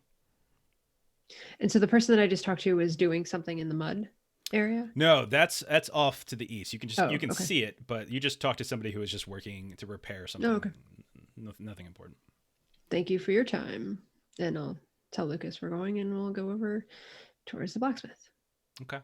And so you go over, and it's the woman again. She turns around. She's tall, not as tall as the two of you, obviously, but she turns around and you can see her, and she's got a missing eye. Well, not so much a missing eye, but like one of her eyes is just like this milky white. It's got this grayish pupil, and looks to have some sort of scar that kind of goes down the middle of her face a bit.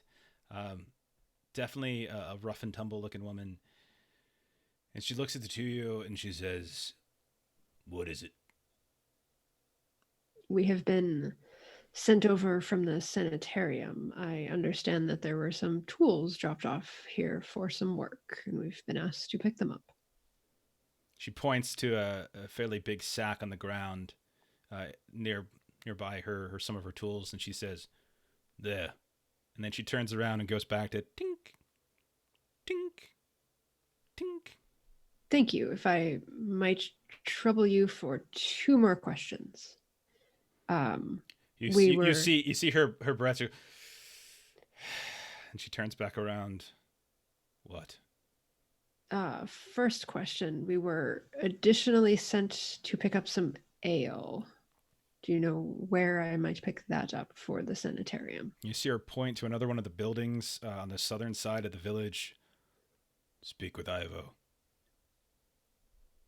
And she hold up a finger, and now she's waiting for the second.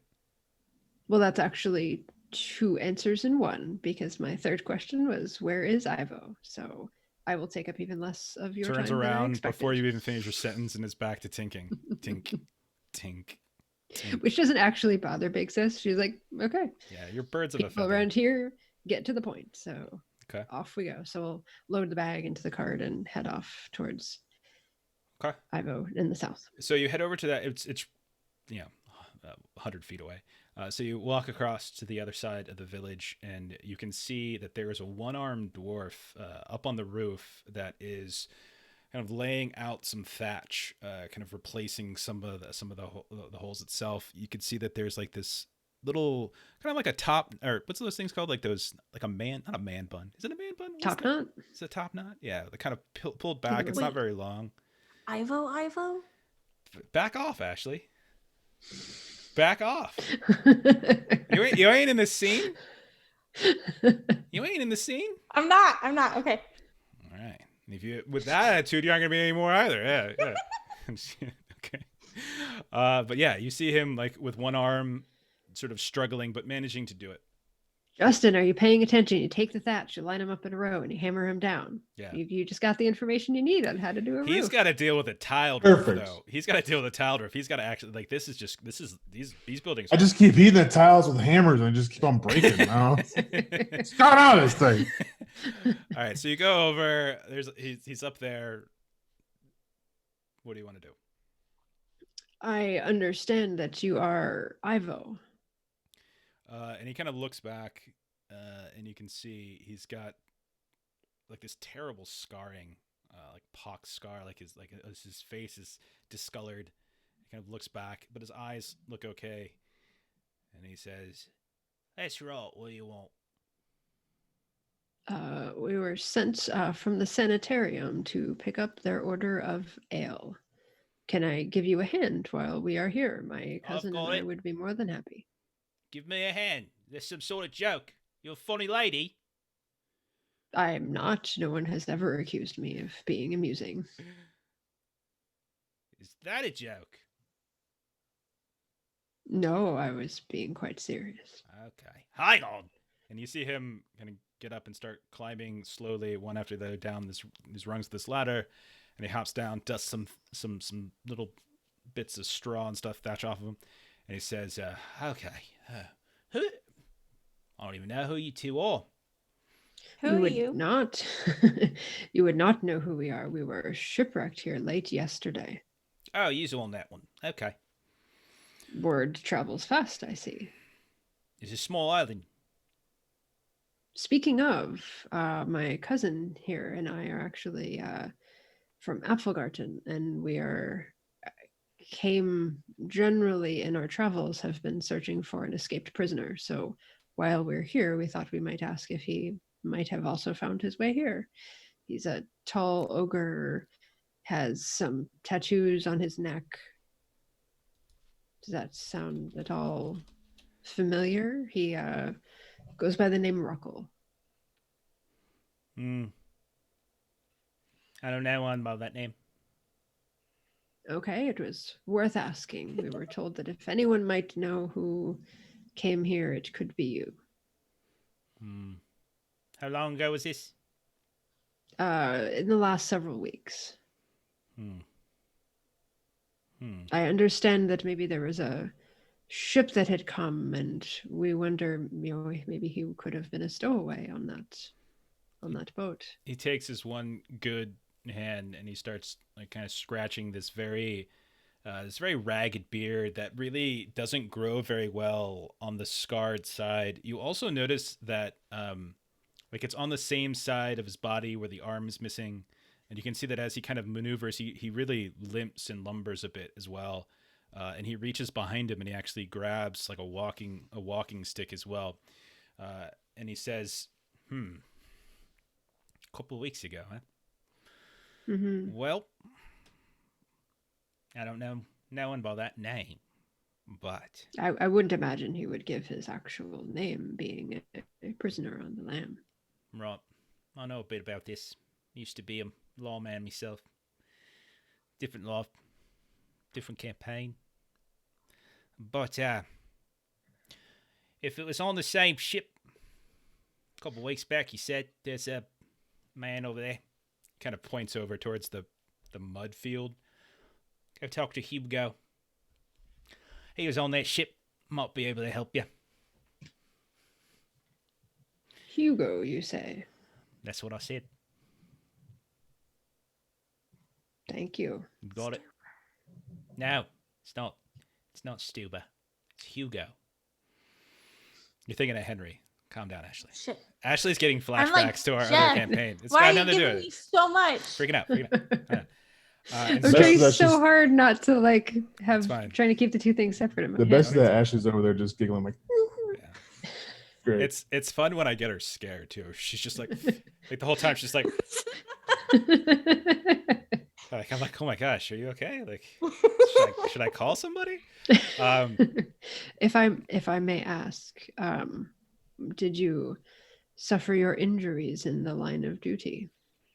You can say that. Gold jab. Got a bit of the bit of misfortunate when I was bringing in some. Well, let's just call them bandits, and one of them was a bit sickly, and they passed it along to me, and now you can see what I look like now.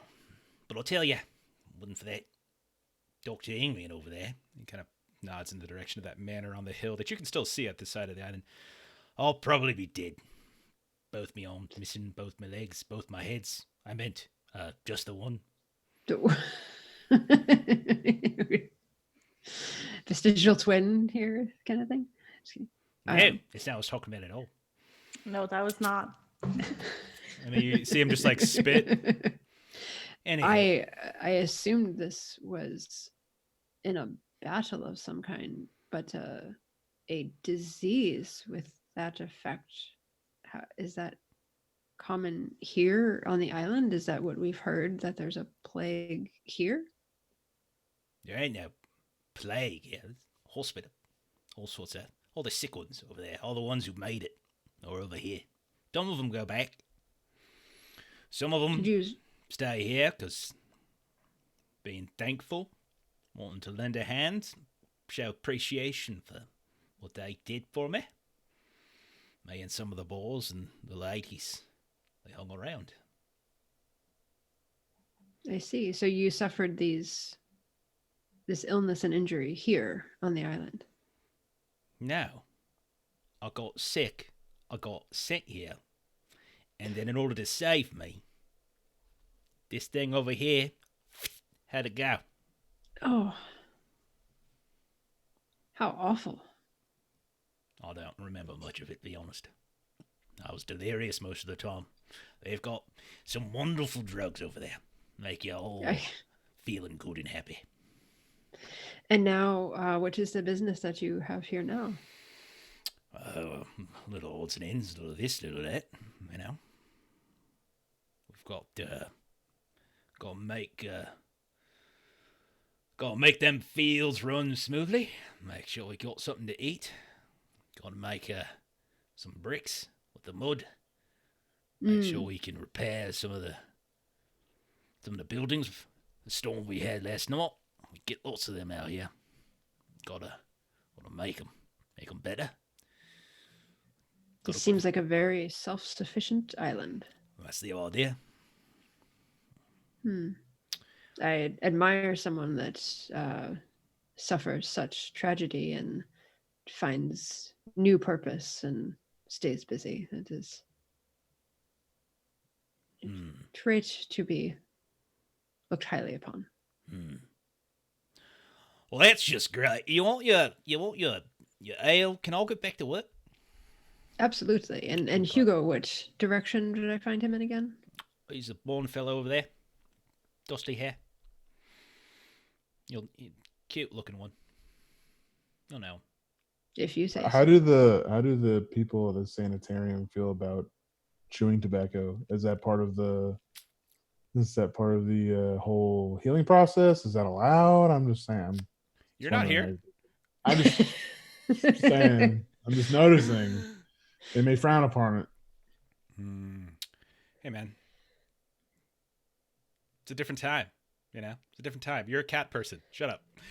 Okay. Yeah, that's true. In Zweihander, the tobacco, I don't know, does bad things still. Actually. It's like Lucky Strikes. It does really bad stuff. Okay. So we'll load up the Lucas will start loading up if you want to go talk to Hugo really quick.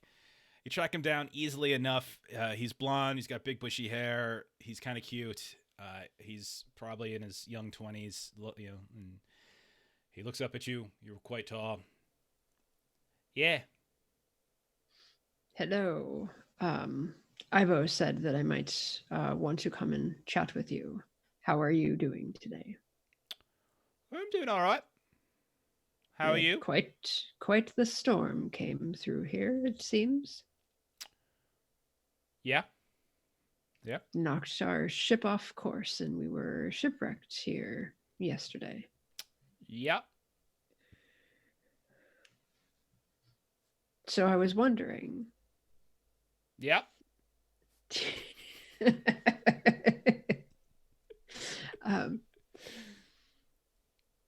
Have you seen anyone come through here in the last several weeks who is a tall ogre with some pronounced tattooing even up to his neck? Nope. No one like Can that. I do some sort of scrutinize or something to see if Sure. I'm getting a truthful reaction? You are lowborn, right? Yes. All right. Routine.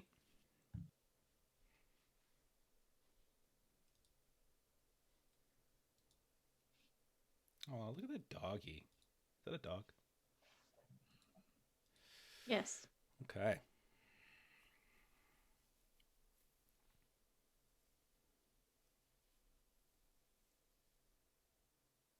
Having trouble?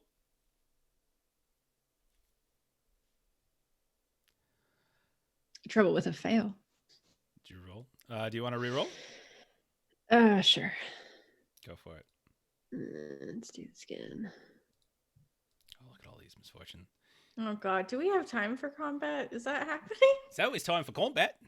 Well, I fail even worse, so I'll leave it there. I mean, he's aloof. He's some young punk. You know, that's all he is. You can't tell one way or the other if he's lying or not. He just doesn't really seem to want to give you the time of day. That's really what's happening here. He's like, she will reach into her pack and pull out a couple of brass. okay. And just say, I understand sometimes information comes at a cost, so maybe this might help jog your memory. He takes the brass, pockets it, and he says, "Nope, still can't remember." He's like a real smart ass too. He's like a spring breaker. You just don't really like him. Get the sense that this guy's not taking you seriously. Intimidate and put you bonk him in the ground like a what are they called? Whack-a-mole. Whack-a-mole. I was gonna say prairie dog. Do you walk around like hitting prairie dogs with the head? Dog, got him. All right, so let's do that. Let's try some intimidation. Go for it. I'll do the roll and then I'll. I imagine you're pretty good at this. Routine is fine. Again.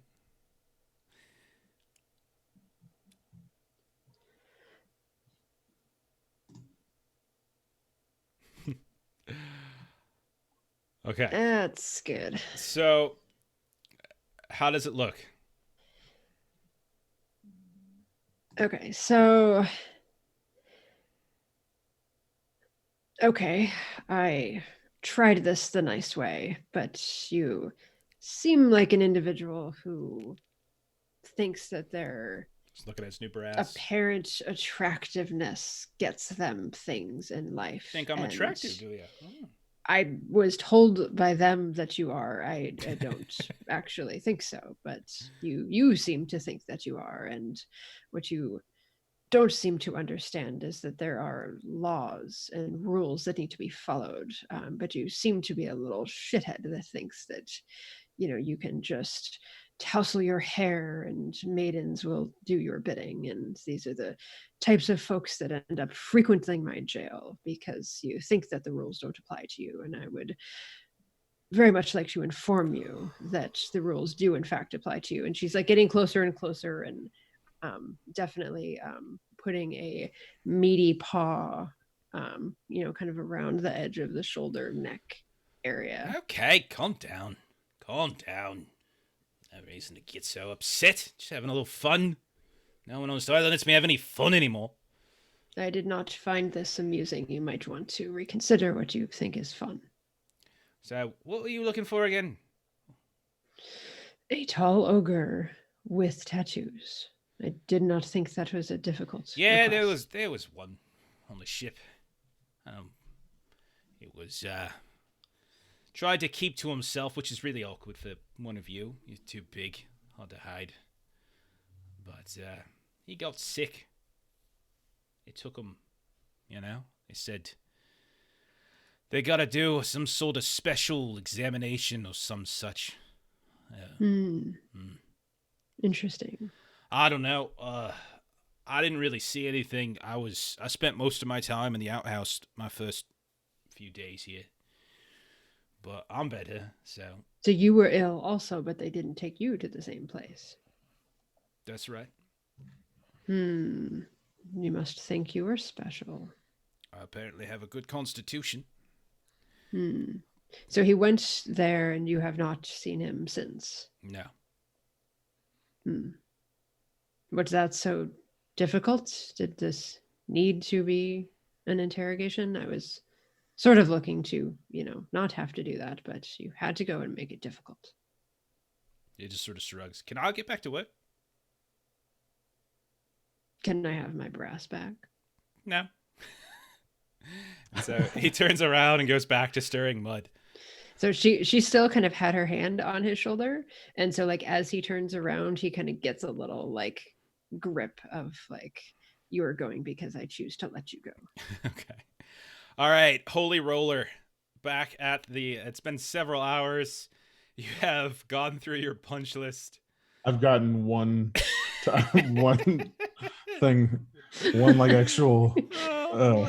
Keep like putting it on, taking it back off. I'm doing a great job. And like every now and then you look down through the hole in the roof and she's just still laying there reading her book. That's right, sweetheart. You're doing great. Doing great. Oh, God. Roll a toughness test. Treat it at hard for this long day's work that you are totally unaccustomed to. Okay. You'll go ahead. So close. You're going to go ahead and you're going to take 11 points of physical peril just from the exhaustion. And eventually the sun starts setting in the west and she calls you down. She says, it's enough for today. You can head out. Glad I could help. Before I leave, though, I would like to get a little prayer in and kind of learn a little bit about what you guys do.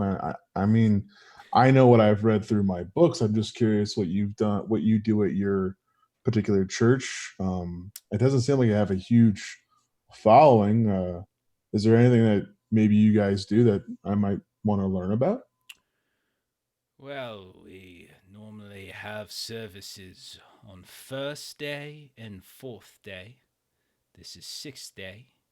So, if you return on first and fourth, you can see more of the flock, if that's what you want to call them. Also, I would remind you there was a storm last night, and people are off repairing their homes and whatnot, so it's a busy day.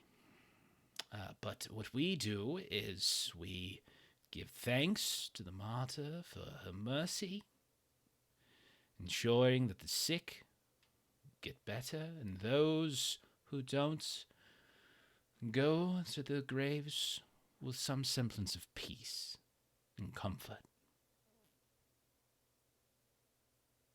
Is there anything else maybe I can help with before I leave? I know I'm real tired, but I'm just here to help out as much as I can. Maybe anything I can do that you can think of. You're very sweet, but you've done not more than enough. You barely got one thing done, but your heart was in the right place. Maybe you can return, help out, come to services. We'll gladly take a devout man such as yourself. Before I go, real quick, you got any food? No. I just thought I'd ask. You never know. But glad I could help. I'm head back to the old sanitarium, and I'll catch you later. See you on worship day. So one by one, you all managed to kind of make it back to the hospital. By the end of the day, Florence, eventually the the task that they had set for her is complete, and she says that we'll have more results in the morning, but she encourages Daisy to rest, and she helps you take her back to your new room. And she says, just let her rest. We'll bring some food to her, and everything will be fine. And eventually, people start coming back. Shift change. Nurse Fletcher, who you met when you first arrived, is back. Dr. Zabornak, Dr. Beatrice, she has returned. The Petar Rufflebar with the wonderful mustache is left. A couple of the other nurses switch out, but eventually you all make it back to that same lounge and kind of eat away. You look around, all of you, and you notice in the room, in addition to the staff, a couple servants are again dishing out some food. You see it's some sort of fish stew of some kind, with a mix of what look to be some kind of root vegetables. And I want some. Yes, yeah, and they give you a big bowl with a big spoon. Before you leave, could you put an order in with the chef that had like another bowl? That way, when you come out with other people's stuff, I can have one coming out as well, kind of preparing me for what I'm doing. And sneaking up behind you, Gregor lays a hand on your shoulder. He's like, "Yeah, I'm a good cook. I could No, way better than this. There's still some lot out if you want to show me a bit of the." So I've been working all day. I've been helping out the local church, putting on this single shingle. It was real tough. So I need to refuel myself with some electrolytes and some good proteins, So I'm going to be here a while getting some stuff done. So I got a lot of work ahead of me with these bowls of soup. So he knows where to find you for the whole rest of the night. You're going to be right here ready to chat with him. What is it? You can see that the act is starting to wear a little thin, and I think he's starting to kind of get the hint. And he's like, "Oh, okay. I thought we were friends. On the ship, I gave you extra helpings and such. No, and fine. I'll tell you what, mate. You're gonna get what's coming to you one of these days. All right. And then he's gonna just go wander off by himself. So you look around. I may have blown that one, guys. I may have been too much of a dick. As you're looking around, you notice that there's the four of you. There's Gregor and one other person from the ship. You notice that there's a couple of the staff. Lucas is probably there as well, but there's no one else. They start kind of pouring out. People start drinking some of that ale you brought. And the night progresses. Long. Mordio, go ahead. You have education, correct? Yes. Go ahead and roll an education check at standard for me.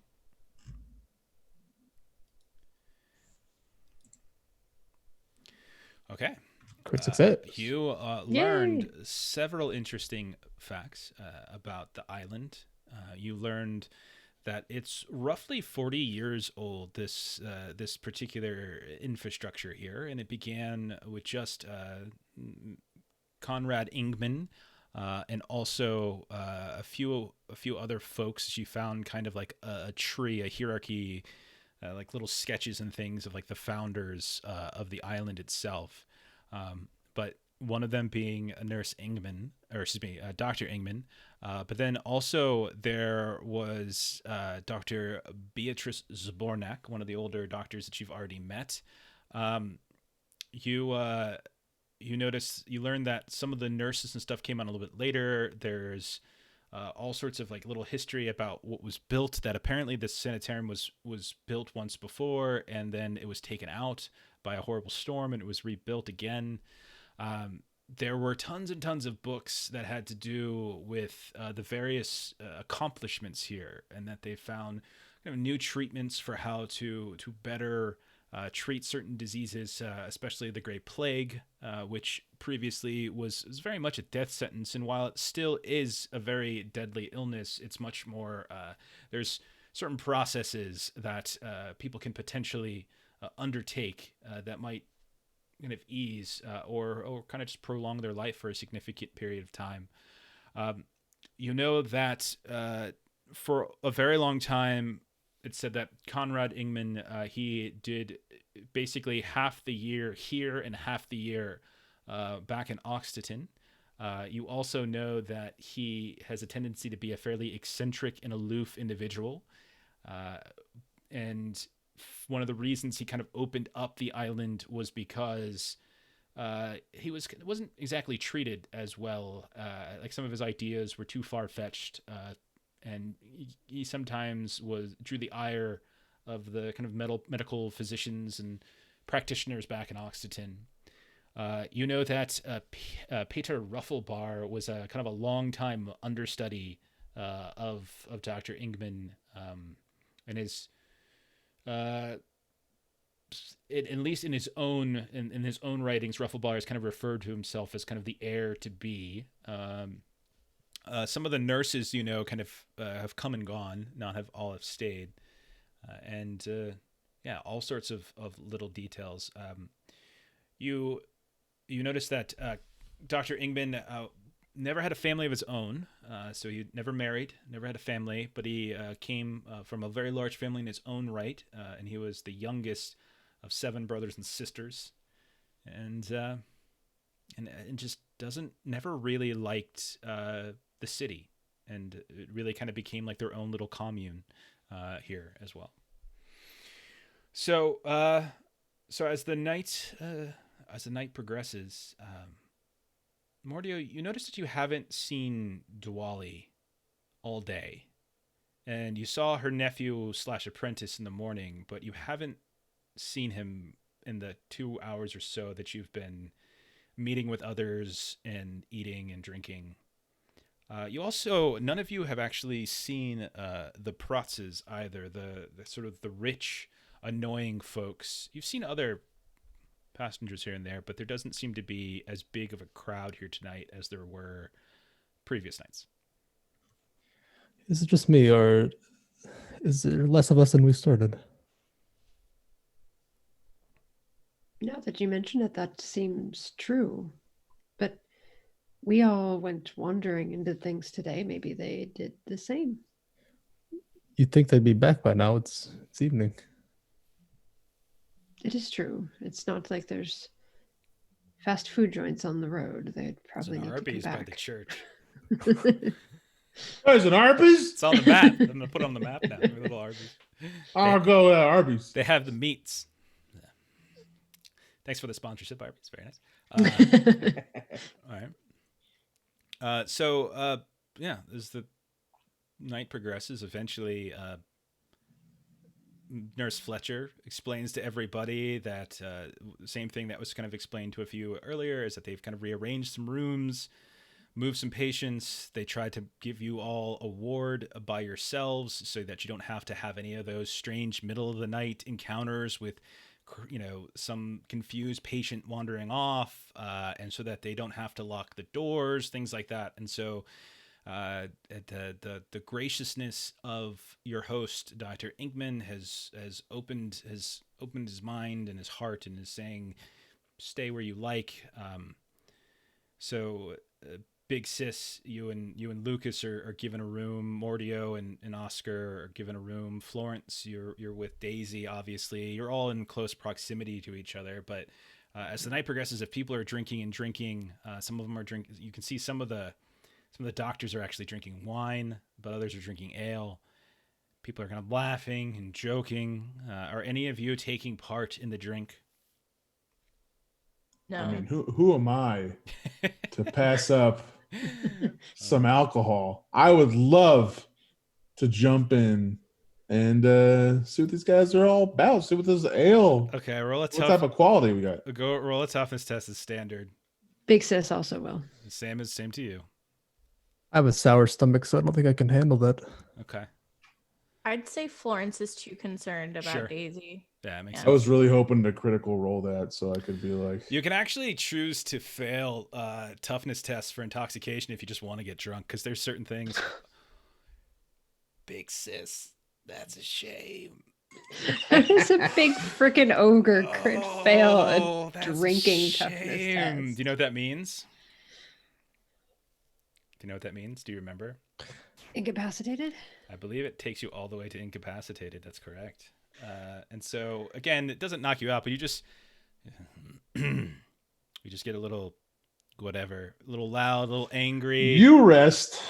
I'll go deal with this problem. Big- Okay. No, I'm gonna be very much like, I went and got this ale, and like totally just like looking for credit of like, Lucas, And I appreciate it. Lucas looks directly at you, stone cold sober, 3 cups of ale in. He's like, I went too, and I'm not sounding like a moron. And he just. All right. So eventually you all begin to move over to your rooms unless there's something you're looking to do. I'll have to I'm check looking to on. get lit. Okay. So the Florence actually wants to inquire about Till. okay. That's the guy who we found injured, right? Yep. Nurse Fletcher says, he was very touch and go for a while, but we managed to save his arm. He is recuperating away from you all, so there's no unfortunate interactions, but he's a bit groggy, but I'm sure tomorrow, if he's better, I'm sure he would want to thank you all. I would just like to speak to him and wish him well. I'm glad he's doing okay. I will bring it up to him tomorrow. He is sleeping now. Oh, certain. Okay, so as you all one by one begin to kind of retire to your rooms, you find on your bed, your beds are are neatly made. You can see that folded on top of them are like another set of those patient clothes, almost like pajamas for you all to change into. There's buckets, there's like shit buckets, and then there's like and there's like wash buckets to do whatever it is that you want to do. But you all just kind of change and go to bed. Before that, I want to check on the other ship passengers to see if they have their own rooms or where they're at. Okay, so everybody else kind of goes to bed. Mordio hangs back a little bit, starts asking some questions. It's Gregor and one other ship member, you never got their name, that are kind of staying back. Gregor looks at you.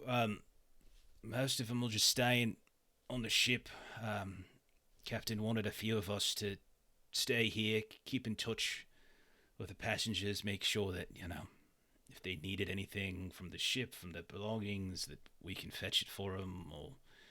But yeah, most of them are just back there. A few of them have come, eaten, but they've set up camp down there. A couple tents, etc. Oh, okay. So the ship is backing up. It's progressing. No updates on how long it's going to take to repair, but it's getting there. Yeah. I believe the captain negotiated and got some resources, some permission to cut some of the trees and make some repairs, something like that. And you start to hear like this weird like ding, like a tink sound, almost like someone's like taking a fork and they're like the side of a glass at a wedding, like ding. And Gregor doesn't seem at all to notice it. He's like, so a couple days maybe, but Captain insists that you all stay here. It's Stop fun. for a moment. I'll hone in to more of that noise that's happening. Yeah, you hear it again. Ting, ting. Go ahead and roll. An eavesdrop test, and you can make this. You can make this standard.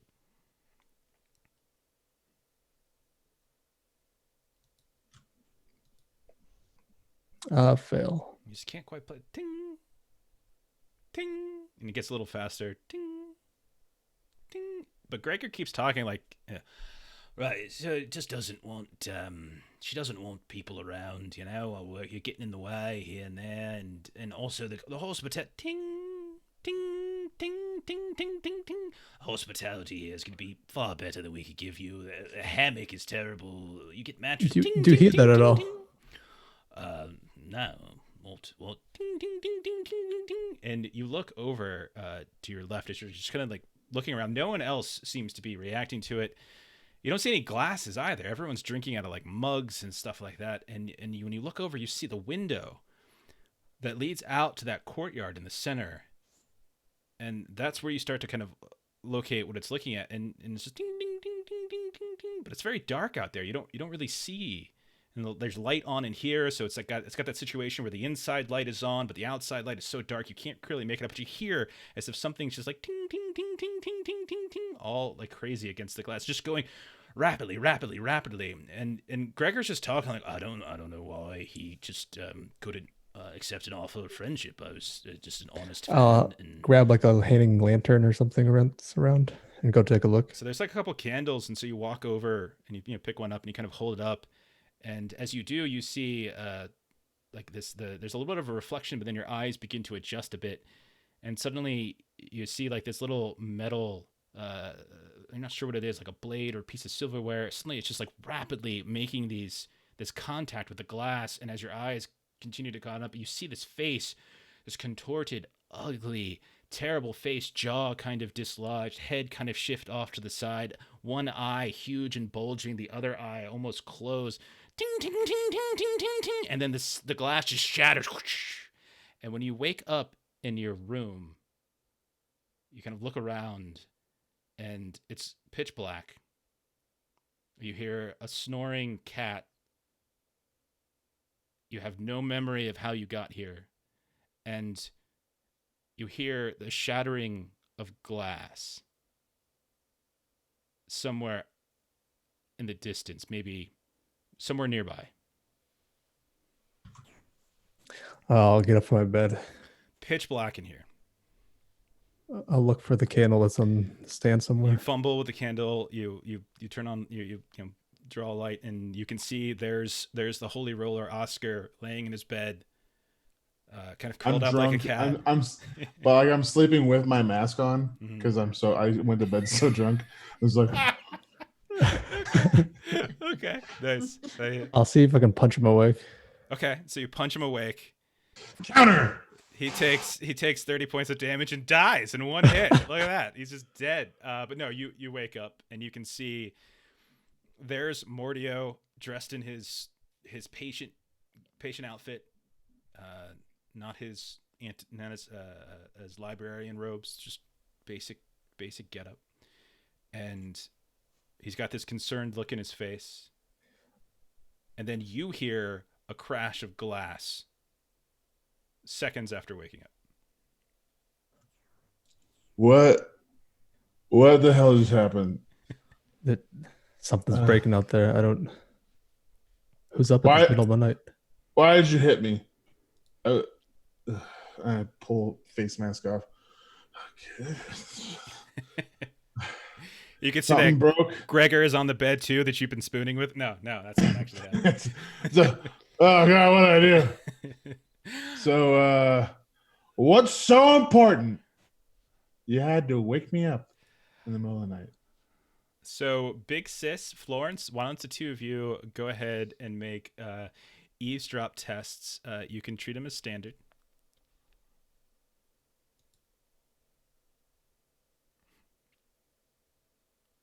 Nope. Peaceful night for the two of you. But we do have re-rolls. There's two re-rolls, two failed rolls. Seems like a marriage made in heaven. Okay, fine. Yes. Got him. I have Florence? donated 200 points. Okay, I'll give you a re-roll. I'll give both of you your free re-rolls. It's fine. I failed my reroll. Okay, sorry, you're screwed. Okay. I know. It's pay to No, I'm win. sleeping. Actually, I am I drunk. know, I it's am just- sleeping. I didn't realize it was pay to win. There's no What winning the- and losing. We're playing an RPG. We're just telling a story and having fun. Yeah, this is for. Listen, noob. Oh,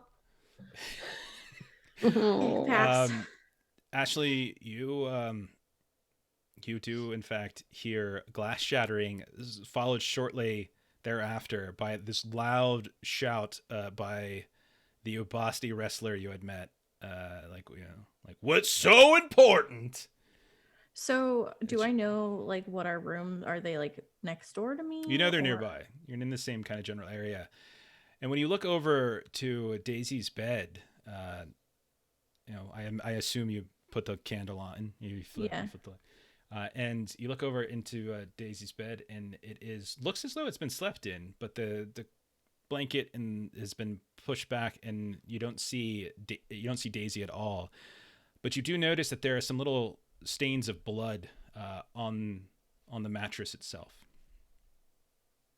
Okay, so at that point, then she will get up and like go to the door. Is the door locked? Nope, you can open it. Okay, she'll open up, and can I tell which room the light's coming from? I'm assuming. Let's go to the map, shall we? I wanted to get a map in before we finished around 9. No. We got like 20 minutes for 9:30. I should be so excited, but that always fills me with fear. I might have to like switch the names again because they got screwed up earlier, but whatever, we'll just leave it as it is. Okay, hey, look, I'm in the right place.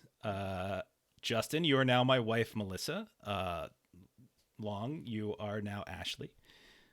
So yeah, I'm the holy roller. let me just. Jeffrey, clean the dishes. I do clean the dishes. All right, let me move people around really quick.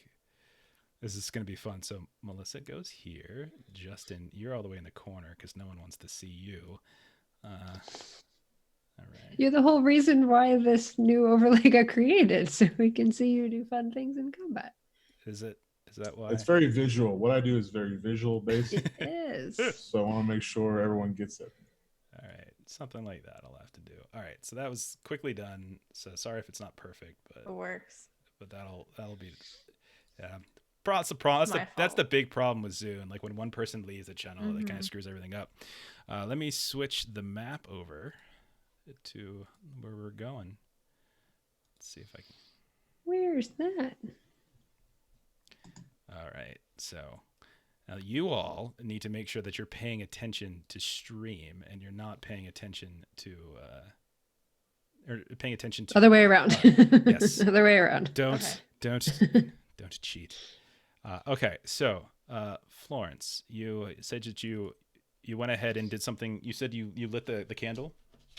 Yeah. Okay, so let me give you some lighting then. Let me refresh roll 20. Me too. Yeah, it hasn't changed on roll 20. Yeah, refresh. Yeah, you gotta every now and then you gotta do that. Sorry. I just did. Give it a try. Okay. So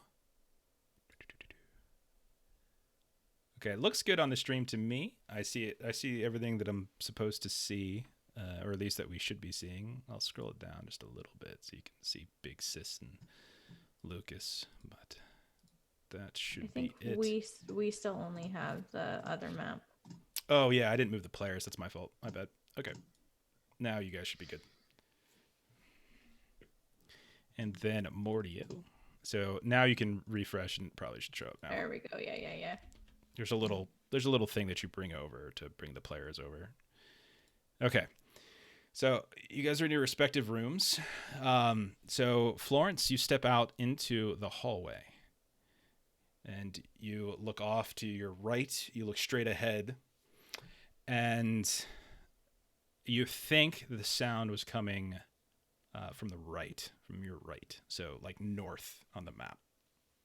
You do know that the rest of them, be careful where you move. If you move and you leave, then I'm taking that's where you went for good or for ill. So if you accidentally move yourself over a pit that goes to hell, then you're going to hell. So just be careful.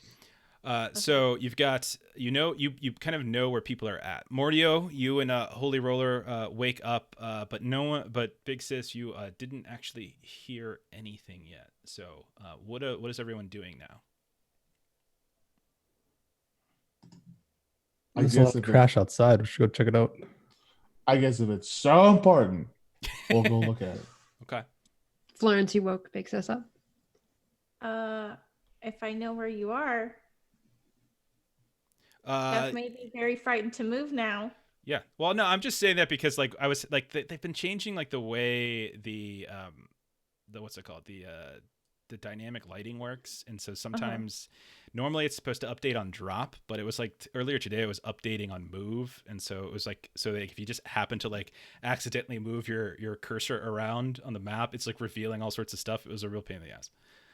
So just be careful. That's all. Okay. So so this is what you see. So what are you doing? So you step out into the hall, Mordio. Do I know where Big Sis is? I would say you all have a general idea that you're nearby, so you can start knocking on some doors and stuff. The Holy Roller and Mordio have combined into one entity called the Hordio. Holy Mordio. The Holy. The Cornholio. The Mordolio. I don't know, whatever. But if you start knocking on doors, eventually you would knock on Big Sis's, and you would definitely see that she is sleeping, and she kind of got a little bit drunk, and waking her up was proving difficult, but you eventually do. When you look over at Lucas, however, he's not getting up. He also got incapacitated. It took him a longer time, but he's and he punches somebody and one shots you. So I am grumpy but awake. okay. So we'll say then, for the sake of expediency, all of you are out in the hall. Who is carrying candles? There's only one per room. So one person. I have it. Okay, so we got one. So Holy Roller, no. Figure. I'll have one for my room. All right, let me adjust that. Give you some light. So on your screen, at least, it's going to look different for the people in stream, obviously, because they're viewing it from my angle. So they're going to get to see some of the dangerous stuff. But for you all, it should be like black and scary. Wait, Yeah. dangerous stuff? I meant Hold on. you're going to find the hospital gift shop. It's going to be great. Guys, I found the Arby's. So much Arby's. There's another one inside. It's even more convenient. Do you remember the Big Montana? That giant roast beef sandwich? It was quite literally as big as my head. It was the greatest thing ever. And then I think I've really meat. only ever eaten at Arby's once in my life. We used to eat it all the time. Okay, shut up. What are we doing? Shut up. You lead the way there, Mordio. Try to find out where this big sound came from. French dip's pretty solid. Down the hall. I definitely recommend Daisy's French dip. not, and Florence will also point out, Daisy's not in the room. Hey, party what? She is not. That's true. And remember that your room was there. Yeah, it's the only one I can see. Mm-hmm. I kind of want Arby's right now. See, So- stop talking about food. I'm I hungry. know. We're getting close. We're getting close. We're almost done. Maybe 15, 20 minutes. Okay. So yeah. So you hear the noise coming from the north down the hallway. This is the same door, Mordio and Holy Roller, that you saw the big guy drag the old dude in the night before. So we're in the west or eastern wing now. Instead Yeah, of the all of western? you have been consolidated into that one area. Where'd you go, Mordio? I just went down the hall. So did you go west or east? So Mordio went north up the hallway towards the Marco. Mordio. Marco. Mordio. All right, so you all start moving in the direction of that sound. You come to the door. All of you kind of looking around, and the door is in fact locked, but it does seem to be as if something. When you look at it, it definitely looks as though it has suffered some recent damage. And while the there seems to have been some kind of mechanical lock that is keeping the left side of the door in place to the jamb. When you look and examine the right side, it looks like it's rotting a bit, as if the kind of the wood frame to where it meets this door, which is actually, also it's like the outer frame of it is like this hard wood, but then there's like interior, like almost like a jail cell with the actual bars. Bars is the word I was looking for. But the left-hand side is certainly locked, but the right-hand side seems kind of loose. If any of you have like some kind of thieves' tools or capable of doing some sort of skullduggery, you can try to pick it.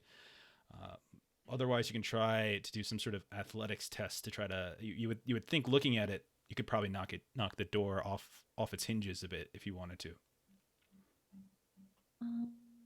I am good at knocking doors down. Yeah, I don't have skullduggery. Okay. All right, so Big Sis, you move up to the door, and I would like you to roll a routine athletics test. All right, let's see.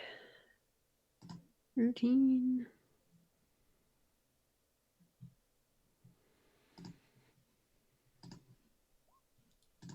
I totally forgot I was going to play some music. Hey, the 90s are back. We've never left. Do we have any more fortune points? Yes, you have 2. Sorry, Jeff, I don't like this music. What? I don't hear any music, Ashley. You're drunk. That's not funny. You're drunk. You have 2 left. Unless people want to give him some bits. Maybe Standard give him a routine? bit. Yeah. What did I say? Routine. I said routine. Yeah. Routine. Okay. Just wanted to make sure.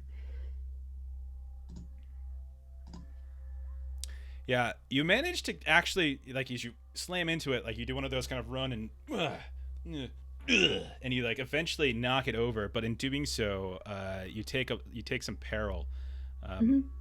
Actually, you're incapacitated. You can't do this. You fail all skill checks. Shoot. Holy Roller, you want to give this a go?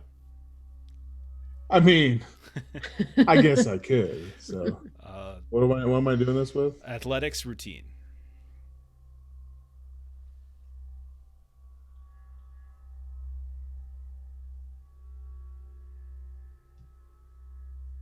Not so great. I'll try it again. Go ahead. 93. All right, you managed to There you go. lay into it on the sort of the second surge, and you knock it off the hinge, and it kind of swings open backwards. So it kind of connects briefly to the lock, and it swings open from the hinges first, and then eventually clatters down to the ground and echoes clatter, clatter, clatter, clatter across the relatively quiet. And I'm still kind of drunk, and I'm like,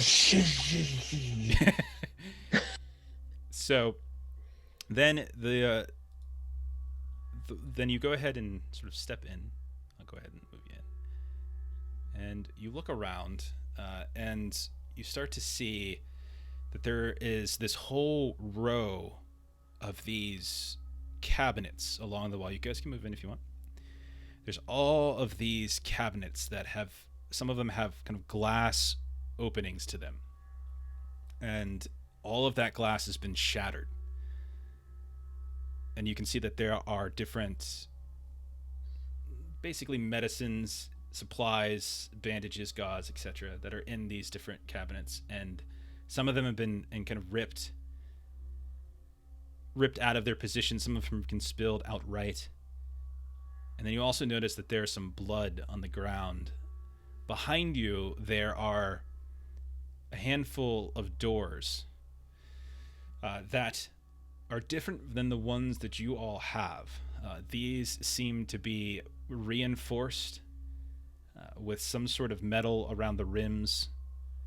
You can see that there is one of those classic slide and close openings to the doors themselves. And you can see that to your right, so screen right as well, you can see that there is another door that is open, and it's doing one of those slowly slapping as if it relatively recently was moved, and it's trying to kind of go back to its position, but it doesn't want to. It's like thump, thump, and then eventually settles. Do we want to look, maybe do like perception of like what's around and take a better look at the cabinets and the blood on the ground?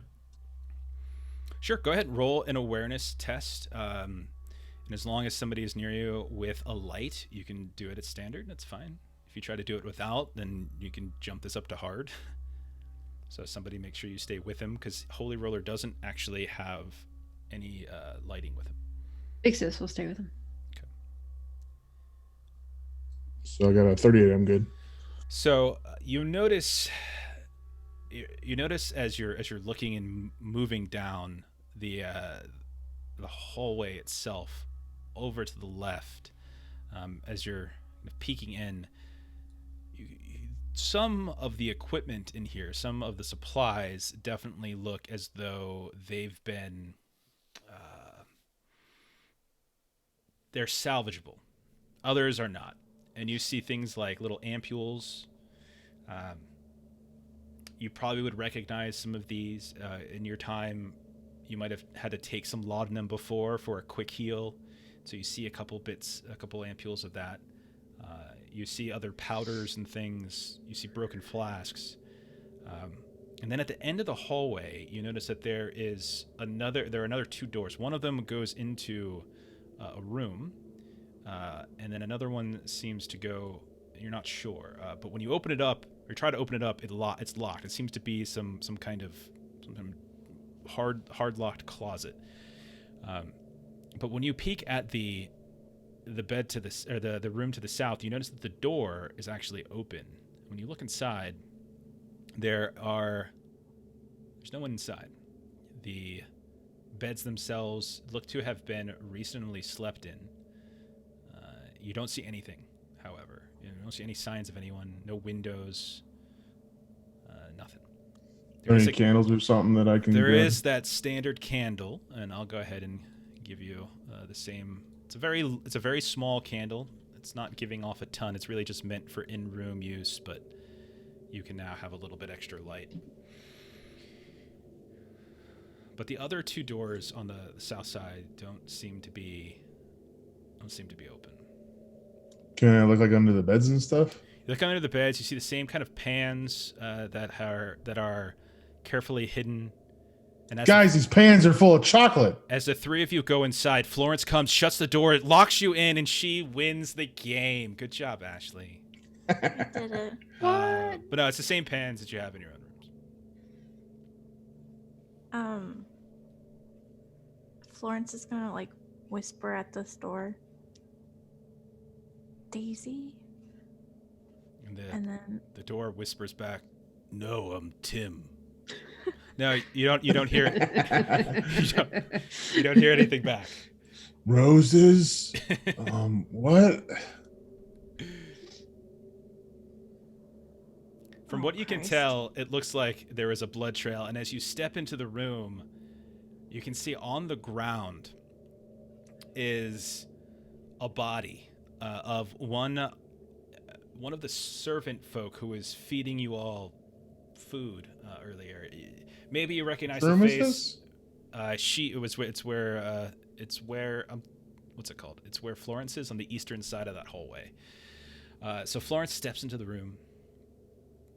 She looks around. The door tells a knock-knock joke. That's good, Derek. And you see a body of one of the servants on the ground that has been pretty ruthlessly ripped up all throughout the chest and kind of torso area. And the ground is wet. There looks to be some kind of small office area. There's some kind of cleaning equipment. There's a broom, and you would imagine this is probably somebody who is doing some late night cleaning.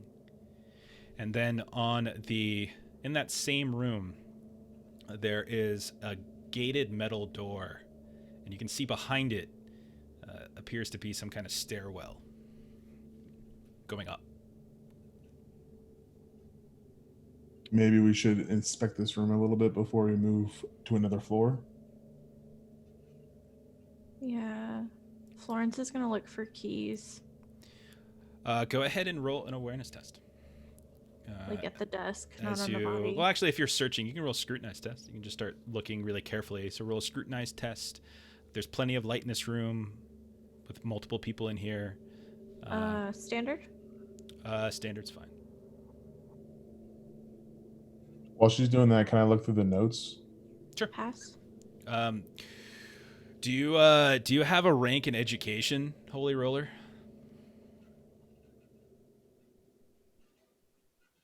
I don't believe I do. Okay, you're not the greatest reader, but as you go through them, when you make bits and pieces, but from what you can deduce, it looks to be some sort of log. It's tracking patients' rooms, who got fed recently, when did somebody get outdoor time, that kind of thing. There's also a variety of instructions on dietary requirements for certain. And then there's a lot of shorthand, doctor shorthand, different acronyms, things like that, that unless you were part of the staff, you probably wouldn't know. But it definitely seems to be like a small room just for logging various observations about patients and things. Oscar, is that what I think it is? Is that a notebook of someone that works here? Yeah, I don't read too no good, so why don't you take a look at it? Speak fine. This might help me in my search for our escapee. Did Ashley everything get her key or whatever? Everything that Melissa said is how it sounds to Big Sis in her head, but in reality, it's let me see that, because you're drunk, right? Okay. Yes, I am. Ashley, you start going through the various drawers and the various chests that you can gain access to, and you do, in fact, find a small key ring that is in the pocket of this poor individual. But you also notice that the door itself to the stairwell is kind of loose, as if somebody kind of ripped it open recently. Thanks, Jen. Did we want to check maybe if these keys go to the other rooms in the hallway before we go to another area?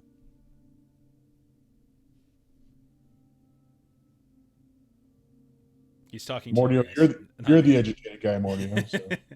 Oh, yes. Let me see what happened to the servant first. Can I inspect? Sure. Do you have heal? I don't. Big Sis does, but she's not going to be able to be of much help. If you want, you can roll a heal, standard flip to fail. Okay. There's not enough you can discern, but you can tell that the blood is still relatively warm. This happened recently. Specifically, what happened and what did it? No, unless you pass that test, you probably can't discern that. But It's definitely unnatural. Let's take these keys and go see if we can get into those other rooms. Maybe we can find some more information before we move on. What about the stairs? We should go check out the stairs. Well, that's already unlocked. This key might be to those rooms, so it might help out with that. Whatever you like, I'll sit over here. Just, whatever you want, buddy. Okay. Big Sis is not in charge of this expedition. You two, what do you think? You want to see what's inside? Yeah, let's go see those other rooms over here, over in the hallway where the blood was. Like this, towards the west. I got you.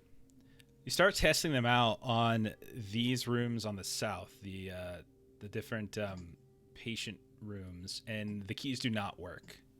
However, when you go to the room at the end of the hall, it does in fact work. And you open up and you see that there are a variety of chests and shelves in this room. And as you start going through, We hit pay dirt, boys.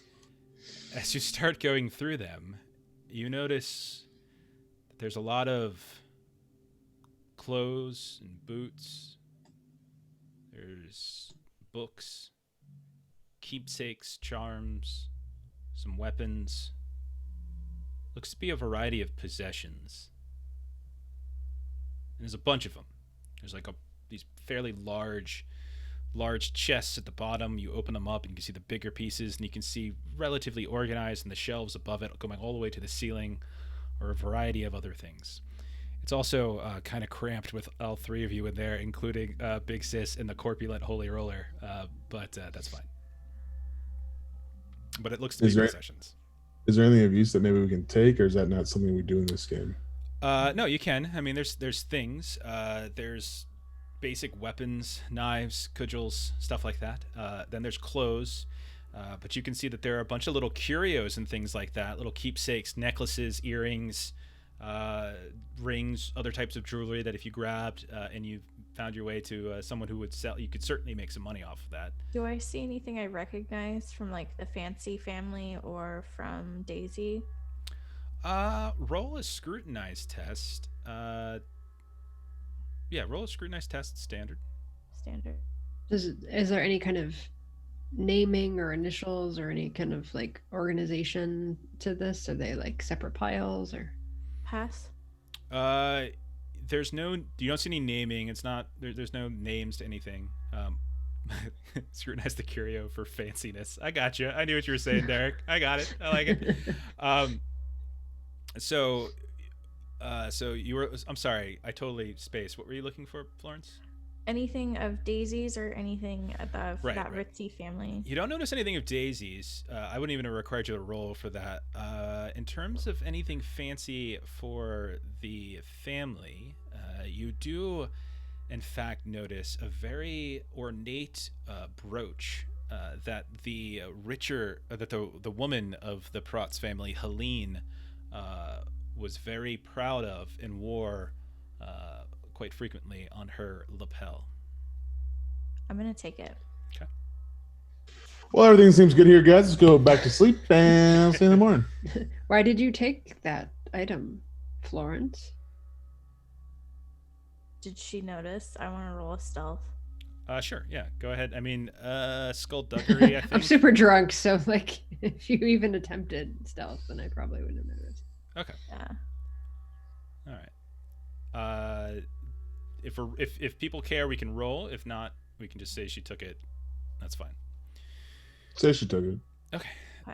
It's up to Biggs. Okay, so now what?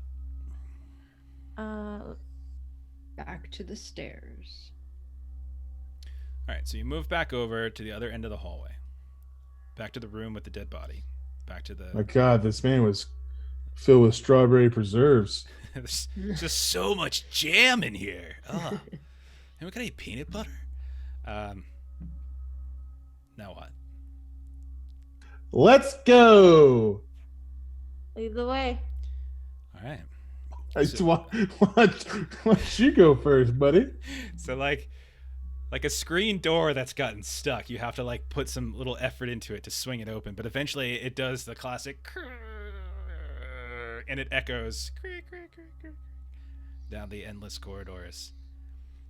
And as you go inside and you start climbing up the steps, let me stop moving you guys for a second so I can go ahead and move you to a different portion. You're in the middle of nowhere now. Oh. I'm going to move you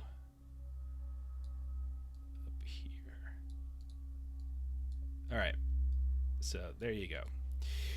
So you're going to want to scroll up a bit on yours because I put like two different floors on one map and just kind of separated them. So you step out onto another floor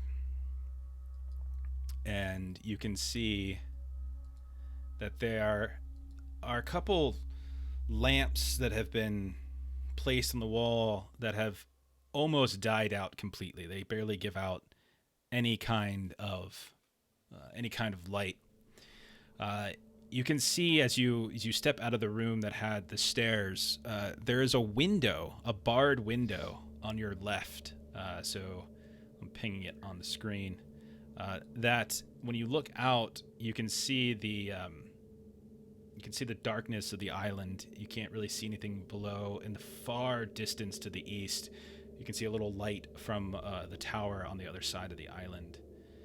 You also notice on the ground underneath the small lamp on the wall, you notice that there's a little speckle of blood.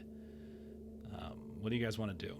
And looking ahead, you can see that there's these two heavy metal doors on the right-hand side. And it is very quiet in here. However, you can all roll eavesdrop tests, except for Big Sis. So all of you can roll eavesdrop tests. You can roll them at standard. Yes. Okay. Pass. Nice. It's quiet. Yeah, it's too quiet. So the three of you, or excuse me, all four of you passed.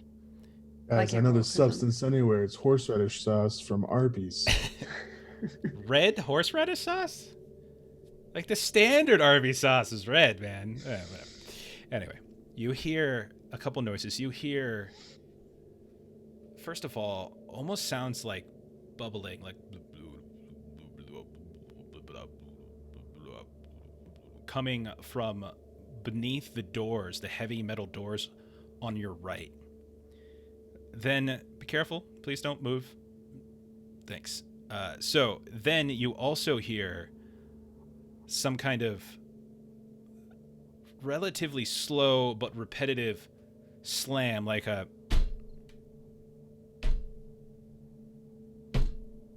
over and over and over again, coming from the hallway to the left, looking on the map to the south.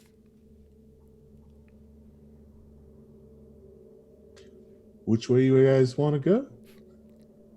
So the bubbling is behind the door, and then the other noise is to the south. Mm-hmm. I mean, Ashley personally just doesn't want to be here. Ashley leaves the Zoom channel. Oh, look at that. I disconnected. Disconnected. I don't think we're supposed to be here, so we might want to avoid getting caught. So, are we ignoring a wrong accent? Fuck. That's Ashley's accent for Lavinia on our normal podcast. You do see blood trails on the ground coming from the stairwell that you came. Are we ignoring the fact that there was a dead body downstairs? And Daisy. Oh, that body. And And Daisy's missing? No, we definitely saw that. There was Which blood on way? her bed. You're Which way straight, do we want to go? left, and then there's the doors as well. I say we kind of go what's open first, and then we can start open up doors willy-nilly, you know? I'll go ahead and move you guys if you're Can at I this point. check out the double doors they look like? Are these double? You take a step forward, and there's a trap, and you fall into hell. No, you take a step forward, and they are double heavy metallic doors. You can see that there are chains that are running through handles on the out front, and there's a padlock on them as well. Can I try my keys? Yeah, you try the keys. They do not open this. Okay. Let's keep going. Let's follow the blood trail, All right. since that's the most one? recent. There's multiple? So as you step, I'll go ahead and move you guys at this One point. here. I'll move you guys so that there's not any sort of spoiling and stuff like that. Not that there's anything here to worry about. I mean, it's fine. Just but a normal upstairs with strawberry preserves all over the you floor. step into this T section. Behind you are these two doors, and you do see the blood trail continuing off to the south and one continuing off to the west. I'll let everybody but Big Sis go ahead and roll a challenging awareness test, as the light is Christ. not great. Challenging awareness. We all failed. Okay. Which way you guys want to go? It's hard to see. It's just too dark. It's just, why didn't anybody put these lamps, like, because they're dying down. There's like almost like no, it's like a night light. It's giving off like nightlight light. You do vaguely see something at the end of each of these hallways. Let's Justin, go towards the bubbling. you're new. You pick. You choose. Let's go south towards the bubbling. If you You're could next choose to the not- bubbling. The Wait, bubbling is in the doors behind you. we can't. The doors don't open. They're What's locked. the I don't worst have that could a key. happen from someone just slamming things repeatedly? The holy re-roller. Oh, Let's just no. go there. Look, someone's just slamming stuff. They're probably just.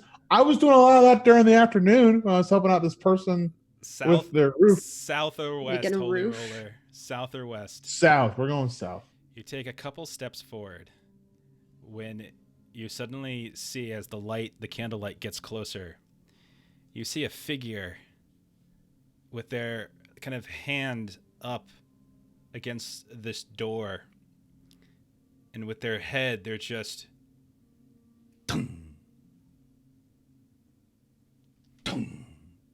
slamming it in a slow rhythm against the door on the left. As you get closer and the light begins to reflect off of them, they turn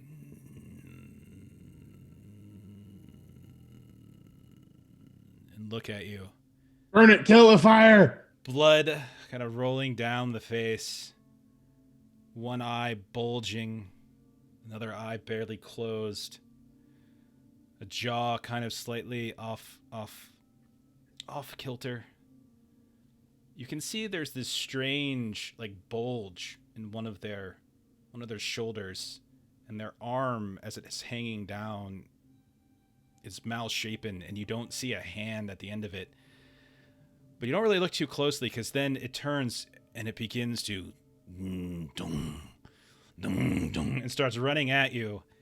And that's where we're going to end tonight's session. Because No. I like ending on little cliffhangers. Gregor, I said just leave me alone. All right? What's your problem? Can I have your autograph? Okay. Okay, cool. Oh. All right, so let's do some reward point stuff. 100 for everybody. 50 for Mordio, a bonus because of the little technical idea that you had in the beginning. That's a little bonus for that. Then, did anybody make progress on their personal missions? I I did. completed mine. So Okay, so what we're doing is we worked on these little personal quest tasks that they're trying to do, and if they complete them, they get some extra reward points. So Justin, Ashley, you get bonus points, whatever I wrote in the description that I sent to you. Long, you made progress, but you're not completely done. Melissa, you made progress, but you're not completely done. Okay. Yep. All right, so that's it for this week. We went longer than I Order intended. corruption. Let's see. Did anybody do anything awful? I stole the brooch. Yeah, I mean, sure. You can take 3 points corruption for that. I always forget to do this during the heat of the moment, so we often kind of do a I was retrospective. kind of a dick to Gregor. So Sure. Ooh, ta- you were. You were. Ten. Shut up, Josh. You're a nerd.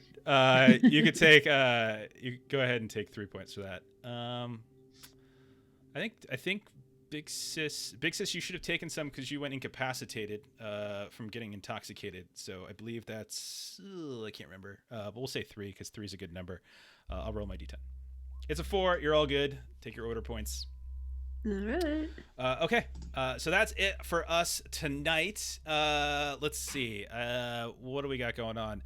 Tomorrow, if you're interested in watching us, some of us anyway, Justin won't be there, but if you want to watch some of us play Mutant Year Zero, we're playing on our Twitch channel, twitch.tv/lollygaggers at 8 p.m. Central.